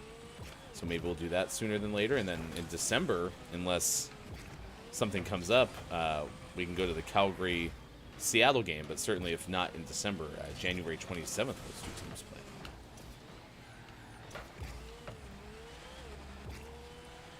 And then we'll be, if we end up going to Vancouver at the right time, I think the Flames are playing there whilst we could be there. PTSD from that. That was my very first NHL game ever. And I was not as fully invested yet as I am now. And it was intense being a Flames supporter in a sea of Canucks. And yeah, I thought a fight was going to break out. I was concerned.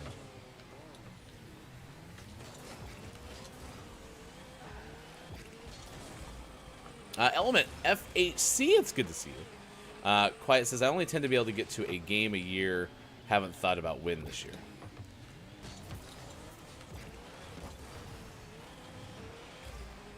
Oh, I guess, yeah, I always make the mistake of grouping Orlando and Tampa Bay together. That clearly is unfair because I think, what you said, it's like a 3-hour drive or something like that?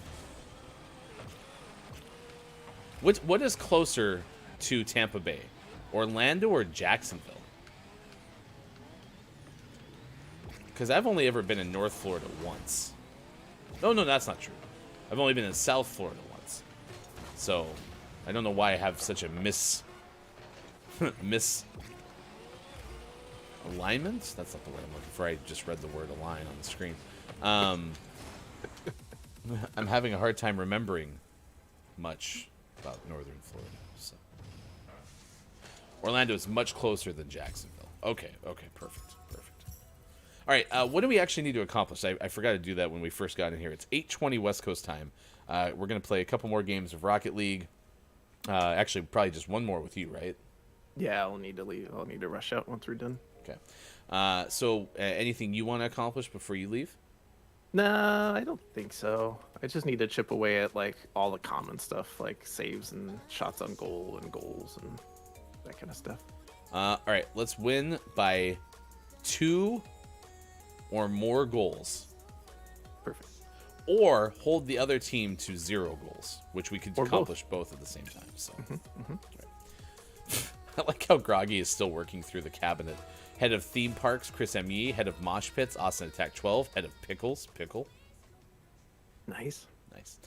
Down says The Tax Adjuster, starring Vin Diesel, a mild-mannered family man. After a case of misidentification, Vin Diesel must avenge the death of his wife's accountant, also featuring the voice of Chris Pratt. Only on Peacock. Thank you, Downs. Perfect.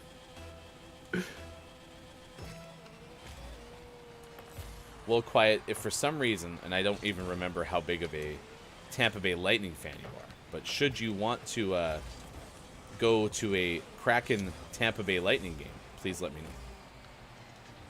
You'd have to come to Seattle, of course.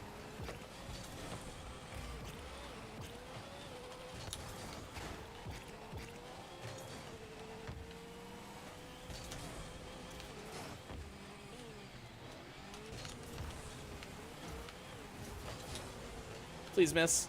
I hope Slip is ready to play some goalie, because we might need it. Yeah, we gotta win by 2 and hold them to 0. Maybe I should play goalie. Yeah, but we also need you to score the goals. How about you give us a 1-0 lead, and then we'll give it a shot.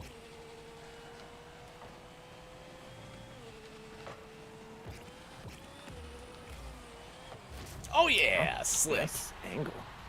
He really slipped it in there. Head of libraries, Quiet I Am Gaming. Quiet will take it. Seattle's one of the few places in the U.S. I have yet to visit and would like to. Perfect. Perfect. KJ, Sean, me, we'll all just meet you up there.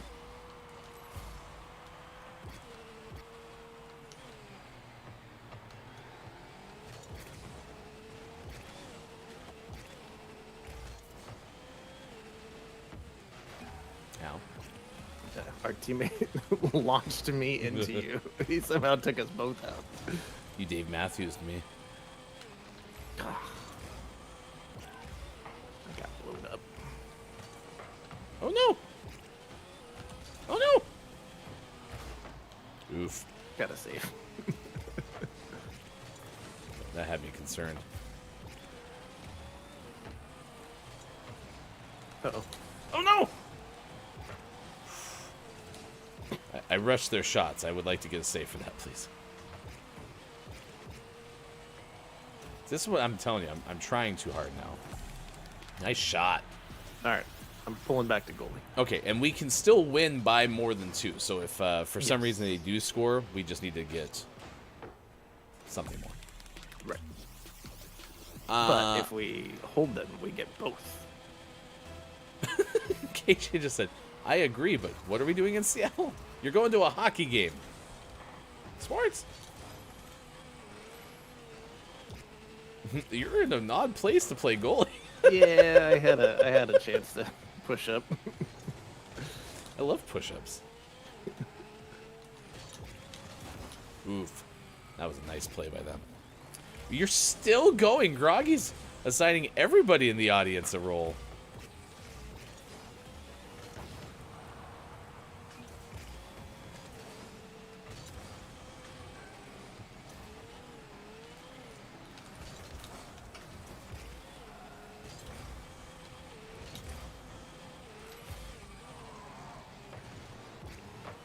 Nice.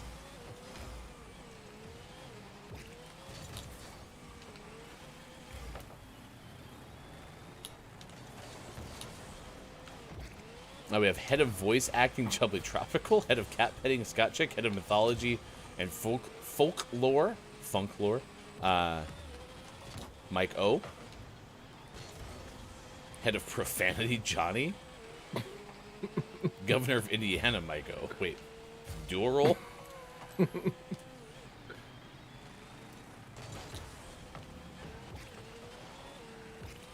Uh-oh. Come on, connection. Oh, sorry.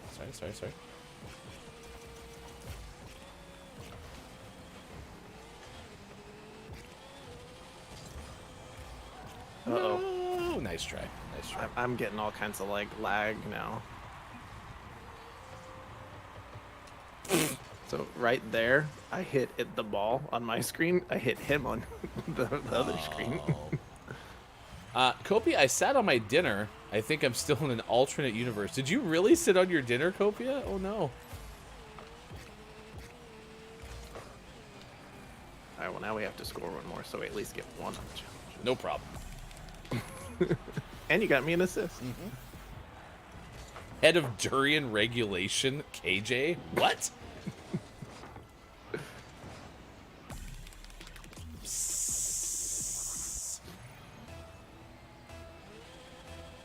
I haven't used spray paint forever.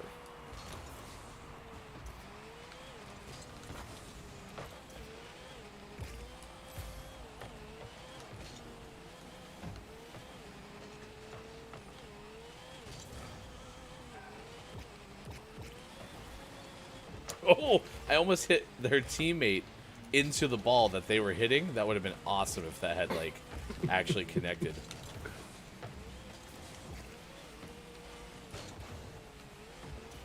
Oh, no, no, no, no, no, no, no, no, no, slip, slip, slip, slip, slip! That sounded like I was doing, like, a verb or something, but no, I was talking to our teammate. Nice job. Ow! I said oop. Oops. Nice. Oh, I thought it was going to go in.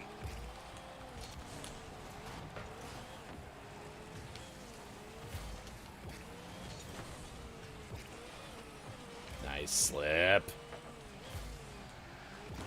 Nice sports. Ricochet? What a shot. Ah. Ooh.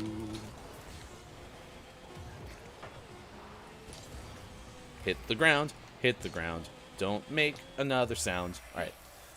We did it. We're one of life's winners, chat. 8:28 West Coast time. Sean's got to run real fast. So everyone say goodbye to Sean really fast. Goodbye. Goodbye, Sean. We'll miss you. Goodbye, Sean. I'm Hefty Goof. Thank you for being here. You are one of life's winners. A lot of fun to have Sean back. I always love it. Copia says, Commissioner, I popped my food on the bed just for a second, which I never do, to change, and I have outdoor and indoor glasses, so I sat down to put my indoor glasses on, and well, I didn't see it because my eyesight is so bad, and I have a memory of a fish. Sorry, ignore Commissioner. I was thinking of something funny to say. Groggy, Commissioner of Chaos there. Bye, Sean, really fast. Head of going to comfort my fiance, me. Bye, Sean. Whew. That's a lot. All right, I have to go back to the main menu, and then I will try to win one more by 2 goals, and that will give us our completion for this edition of Gaming Morning Show. I will say this, Copia, you are not alone. The other day I got into the car, and there was a McDonald's cup that I had just gotten, and or I had not just gotten, but I had pulled from car B and moved to car A because I was going to throw it away because I had some other stuff in car A that I needed to throw away. And so I set it as the window was open in car, I don't remember what order I went in at this point, but in the other car. And I set it on the driver's seat because I was just like, okay, I'm going to set it there, then I'll get in the car and I'll pull out of the garage and throw it away. Well, between whatever time I put that in the driver's seat and going inside to get keys, maybe say goodbye to the family, I came back out, opened up the car door, and sat down. I heard a crunch. And I was like, oh, I wonder what I left on my seat. And then it clicked. I was like, oh no, that's liquid. And it wasn't super full. And luckily I got, well, lucky because it didn't like run into the back of my pants. So Copia, you're not alone. You are not alone. I sat on the cup. The McDonald's liquid leaked, but my pants were fine. I'm sorry you sat on your bed of food right now, but hopefully you'll clean up, or else your pants will look like a spotted cow. That was intense. Thank you for being here. We are inviting you to check out Gaming Morning Show on Twitter Spaces, both the actual Gaming Morning Show, 7 a.m. Pacific time is when we go into the second hour. We do the first hour as well at 6 a.m. Pacific time, but we stop at 8 a.m. Pacific time on Twitter Spaces just because the final hour crew sometimes doesn't translate well to audio only. Sometimes. It just depends. You can also, though, check us out 12:30 p.m. on Fridays. This week, CJ is going to join us from But Why Though. A big shout out to But Why Though. Although I think this shout out might be old now that I think about it. Let me see. Because they've updated their website since. Yeah, it's no longer butwhythoughpodcast.com. I believe the official website is butwhythough.net. But CJ's going to stop. We're going to talk about the recently passed away voice of Batman. Is it Kevin Conroy? I've seen a lot of folks write tributes for Kevin Conroy on Twitter and a lot of social media. Apparently, the animated Batman series had a big impact on a lot of people. And so CJ's one of them. CJ's very much into the comic book scene. And so we'll talk more about that with CJ from But Why Though coming up at 12:30 p.m. Pacific time, but also tomorrow on Gaming Morning Show as well. So stick around for that. We'll have that for you. Both tomorrow and on Friday. So it'll be fun.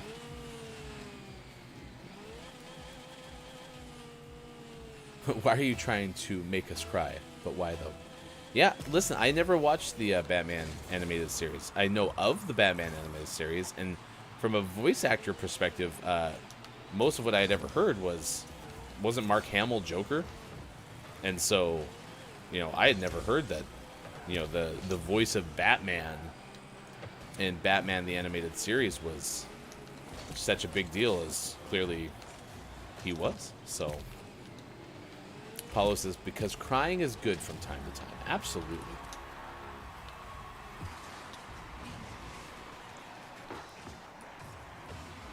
Yeah, it's good to cry. You should do it. If you're ever having a bad day, just lay down some tears.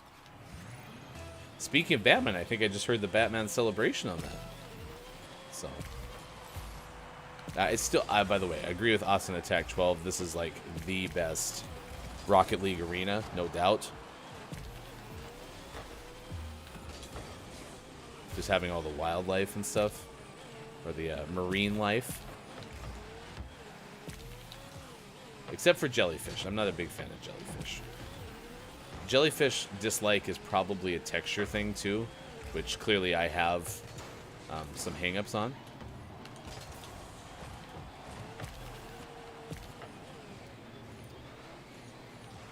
Although I've never touched a jellyfish, so clearly there's more of a mind block, I assume, on that. I mean, and also jellyfish sting, and I have a thing about bees, and I don't like to be stung, so.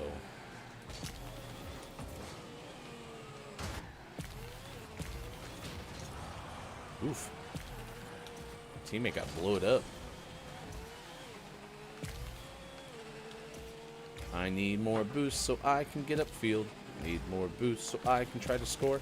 I need more boost so I can score this goal. Oh, doesn't matter. Yeah, that's Batman. Listen to this one.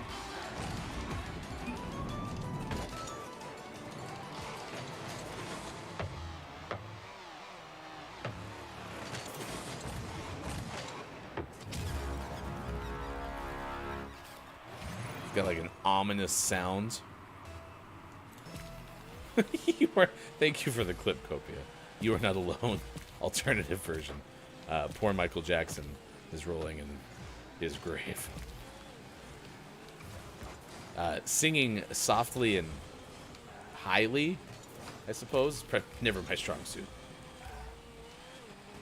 Singing lowly is also not my strong suit. So, MLB, I'll be back in 3 minutes, and no one likes to get stung. Yeah, I don't know. Although, I'm telling you, like, the Texas Bee Works person, whoever's on the Instagram, being like, and it was another great day of saving the bees. That person may have no problem. Well, maybe. Okay, yeah, you're saying no one likes to get stung. No! There goes the shutout. That's probably true. So, I highly recommend setting aside at least 10 minutes a day to cry. Fair enough. He did the video games too. I didn't know that. Thank you for that, Downs. Well, and listen, this is an interesting topic also because you have, you know, all the controversy about Chris Pratt voicing Mario, and so, you know, I guess the reason I connect those two is because, you know, I don't know if a whole lot of people knew that, like, the person who did the Mario voice did so many different, like, parts of the Mario voice, meaning video games, television, all that stuff. Whereas, like, you know, if that's the case for Batman, like, they didn't get Christian Bale to do all the Batman voices. Even there's a great clip from the Graham Norton show where Tom Hanks talks about how his brother voices all of, like, the Toy Story Woody character merchandise voices. So, you know, if you buy a Woody Toy Story action figure from the department store,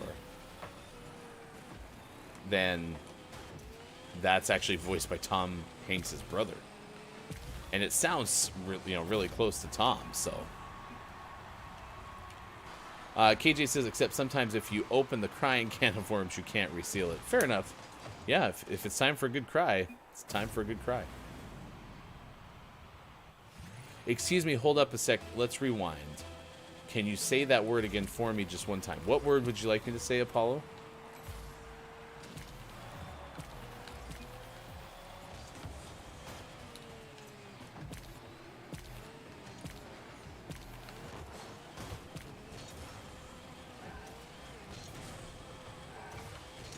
Yeah, crying can come in waves.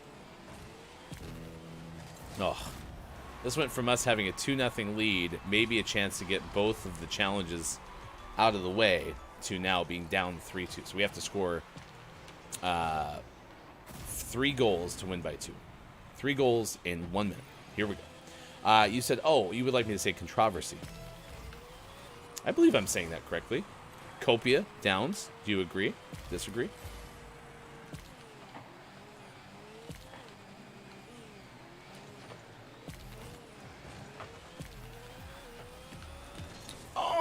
After!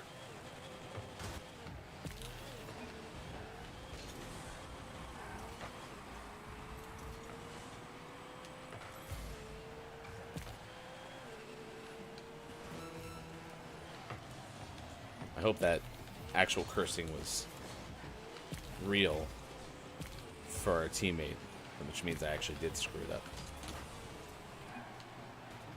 Missed again.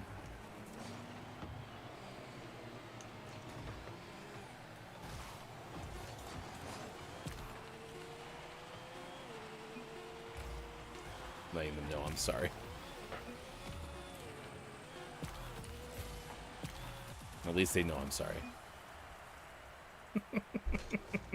sorry. All right, there you go.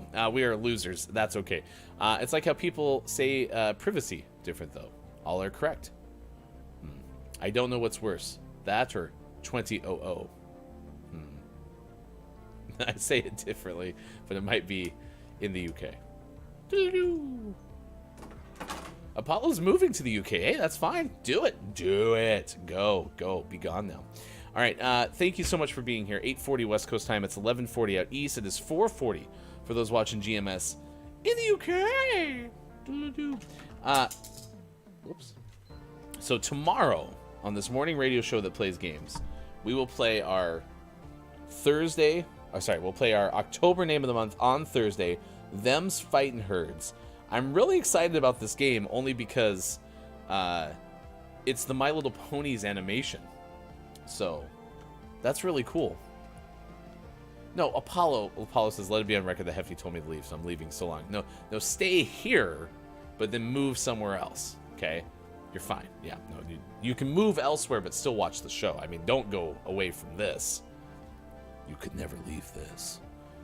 I hate the American version of privacy so much when an English person says it. Privacy. Kopi did say, we'll welcome you with open arms, though, over in the UK. with net wide open. Let's get you the Gaming Morning Show Morning Gaming Re-News, but first, let us know what your takeaways are that were pretty okay. What is something you learned from this morning radio show that plays games? Your Billy Thundergun Award winner is coming up as well, so stick around for that. One more reminder, today was International Day for Tolerance, BOTOX Cosmetic Day, Clarinet Day, Education Support Professionals Day, Geographic Information Systems Day, GIS Day, Have a Party with Your Bear Day, National Andy Day, speaking of Toy Story, National Black Marketers Day, National Charles Day, National Educational Support Professionals Day, National Fast Food Day, National Indiana Day, World COPD Day, World Pancreatic Cancer Day. And as we talked about, World Pancreatic Cancer spotlights a very horrible form of cancer. All cancer sucks, and Sean emphasized how tough pancreatic cancer is, so that's something that we shared with you. We told you about the 150-foot beard chain that breaks a Guinness World Record in Wyoming from Ben Hooper of UPI, and we also told you about Sidney Poitier getting a tribute at the Gotham Awards. So those were some of the things we told you about. Out today, this day in gaming history included the Tomorrow Never Dies 007 game back in 1999. 2008, Animal Crossing City Folk came out. And today, Need for Speed Hot Pursuit came out in 2010. It is ThatJeffMT's birthday, and it is also the birthday of Lisa Bonet and Maggie Gyllenhaal, among others. I told you about that in the first hour. Here's your Gaming Morning Show Morning Gaming Re-News. If you missed any of this, these headlines are posted on our Twitter at WatchGMS. Sean told you in the 6 o'clock hour that Overwatch 2's mid-season patch has been delayed, and that means that those who want to play with May cannot yet. May is not available yet in Overwatch 2, so that delay definitely hindered May's release, but it sounds like it'll be out as soon as tomorrow. The thing that I found the most interesting in this article from Ryan Leston of IGN is the fact that they didn't specify what the actual reason for it was, and so it sounds really serious. You know, like Sean cited, maybe if they had released the patch, you would lose all your progress or something like that. Something as serious as that. I just kind of want to know what it is because it sounds really serious. Wesley LeBlanc of Game Informer told us that Multiversus Season 2 is now live. That includes Marvin the Martian, and this is Multiverses, which is cartoon characters fighting one another. Apparently the setting, there's one arena, if you will, that features Game of Thrones because Multiversus is owned by Warner Brothers, which also owns HBO. And last but not least, if you've been looking forward to the BioShock movie, good news. According to Ryan Lesson of IGN, the movie, in fact, the movie's director, has specified that it's going to be really true to the game itself. So that's exciting if you're looking for kind of accuracy in your video game movie crossovers.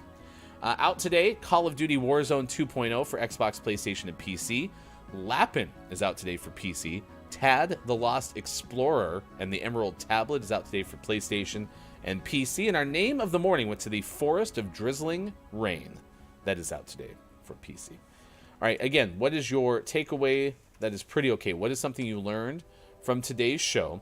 As far as our Billy Thundergun Award winner goes, there were many of you who came through with fantastic contributions in chat today.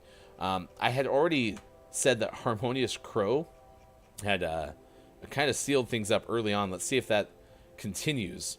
We had talked about a lot of different versions of impressiveness by Harmonious, but it was the fact that Harmonious Crow also helped me become the basically helped me become a producer with a posthumous,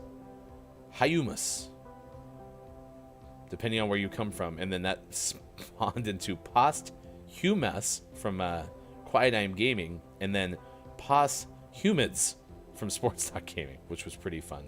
Drew Mega had admitted that Drew Mega has a toy collection that the kids cannot play with. We talked about that, and gave us some more insight. In fact, if you go to our Discord, apparently there will be photos of said toy collection there.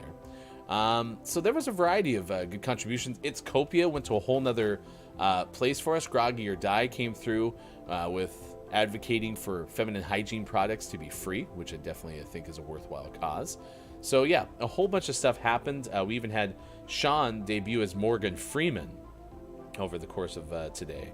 So, you know, I know who I'm going to give it to. Great show today because, hey, it's Brendan TTV agrees with me that that Cheerios are gross. They're a D tier cereal. So I'm going to go ahead and say today's Billy Thundergun Teammate of the Match Award winner is...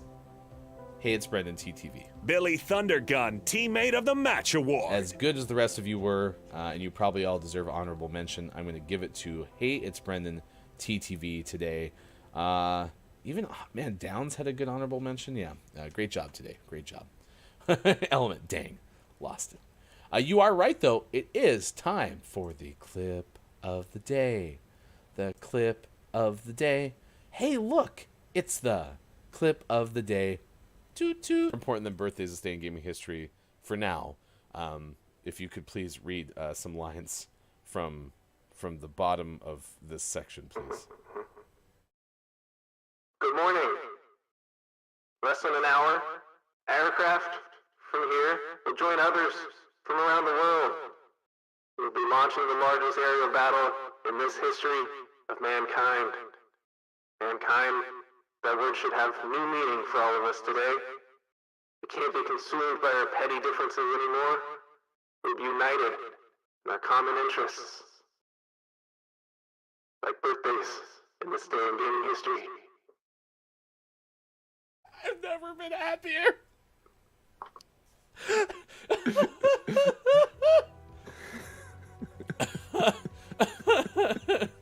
I want to know, I didn't see at the time, but Downs guess, is it Independence Day? And did he guess that well? Downs did guess that well before Sean started to recite that using the voice mod. We have found one of our new games, which is going to be my takeaway that's pretty okay. We will make some social media content around Sean randomly hitting his voice mod button and have to either figure out what he sounds like or me giving him funny things with which to read. Thank you for being here. What are your takeaways that were pretty okay? And then we're going to send you over to Chef Steve 330. This is on the recommendation suggested channels of Call Me Chef G, whom we have rated before. And so we are going to send you over there if you'd be so kind as to say good morning from GMS. Yeah, we'll call the social media bit push that button. Congratulations to Hey, it's Brendan TTV for winning Billy Thundergun Teammate of the Match today, and big thanks to all of you who were here today. It was a rough start because things weren't working the way they were supposed to, but we rallied and we got it done. So thank you so much for being here. Stay tuned. We will play some of the best moments from today's morning radio show that plays games. So that is coming up as we send you off to say good morning from GMS to Chef Steve, and we'll go from there. So for everyone who made it possible, I am Hefty Goof. This has been a lot of fun.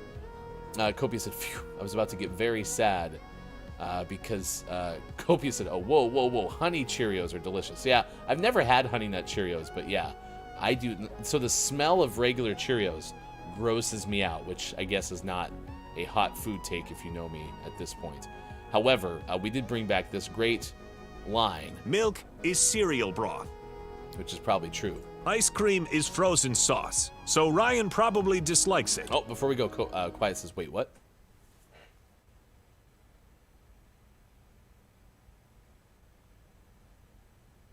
Quiet, we were at the end of the show. I gotta send us to the best moments.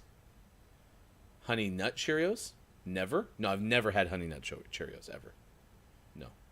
But see, the problem with their branding for me was not the honey thing. I love honey. It's A, that had the word nut in it, and for the longest time I did not like peanuts, cashews, almonds, any of them. That has since changed, but also has a bee as a mascot. It's terrifying. That bee is freaking me out, man. Thank you.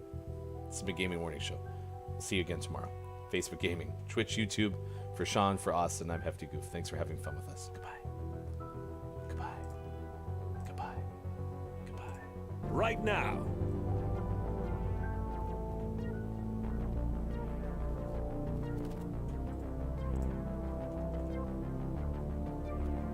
maybe just a little bit longer. Right now. Okay, here we go. Right now.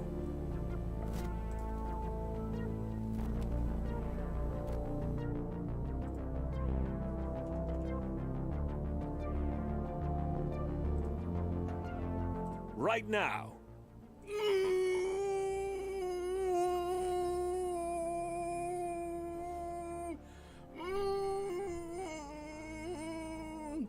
Go! You can do it! I believe in you. Maybe. Are you there? Go. Switch to the news. Go to the next page. Morning gamer, we're here. I think it's Sean. It's Hefty. We made it. We did it. We're here. Hello. It's going fine. Hi, Sean. There. Yeah. Let's just. It's gonna be a long day. I fixed it. Just make everything cool, and I like that. Yeah, she looks happy. She's being smothered by Jimmy Simpson. Oh, at the tender bar. For Yeah, me. that was back, December of 2021. Almost a year ago. Oh, but I remember that backdrop specifically at the TCL Chinese Theater. Well, you can also tell because it's a Jordan Strauss photo. Jordan Strauss, Strauss always is- capturing moments of joy. Yeah, always. Maggie Gyllenhaal, the actress, turns 45 today. She replaced Katie Holmes as Rachel in the Batman sequel, The Dark Knight. Where's Katie? Put in my contract, Katie was supposed to be back. Who's this Maggie?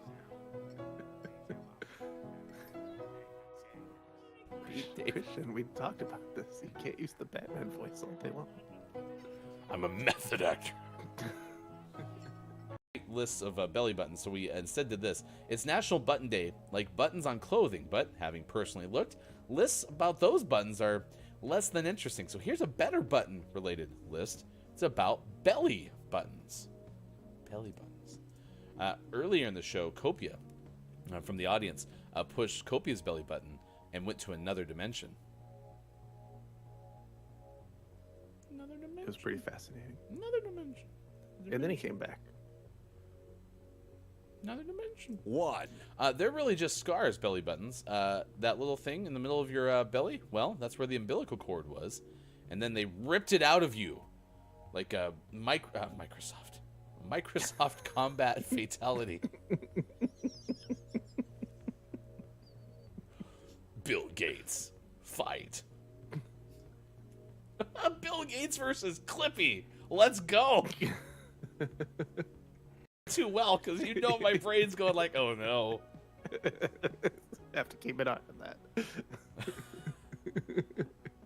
that. Number 8, they grow special fluff-catching hairs.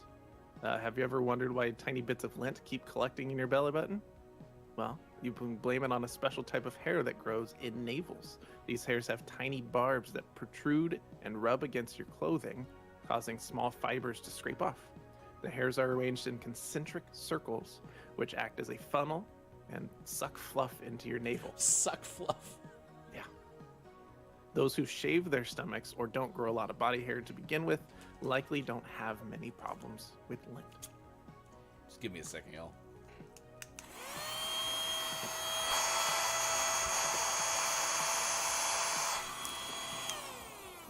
We can use it as a new insult too. We can be like, suck fluff.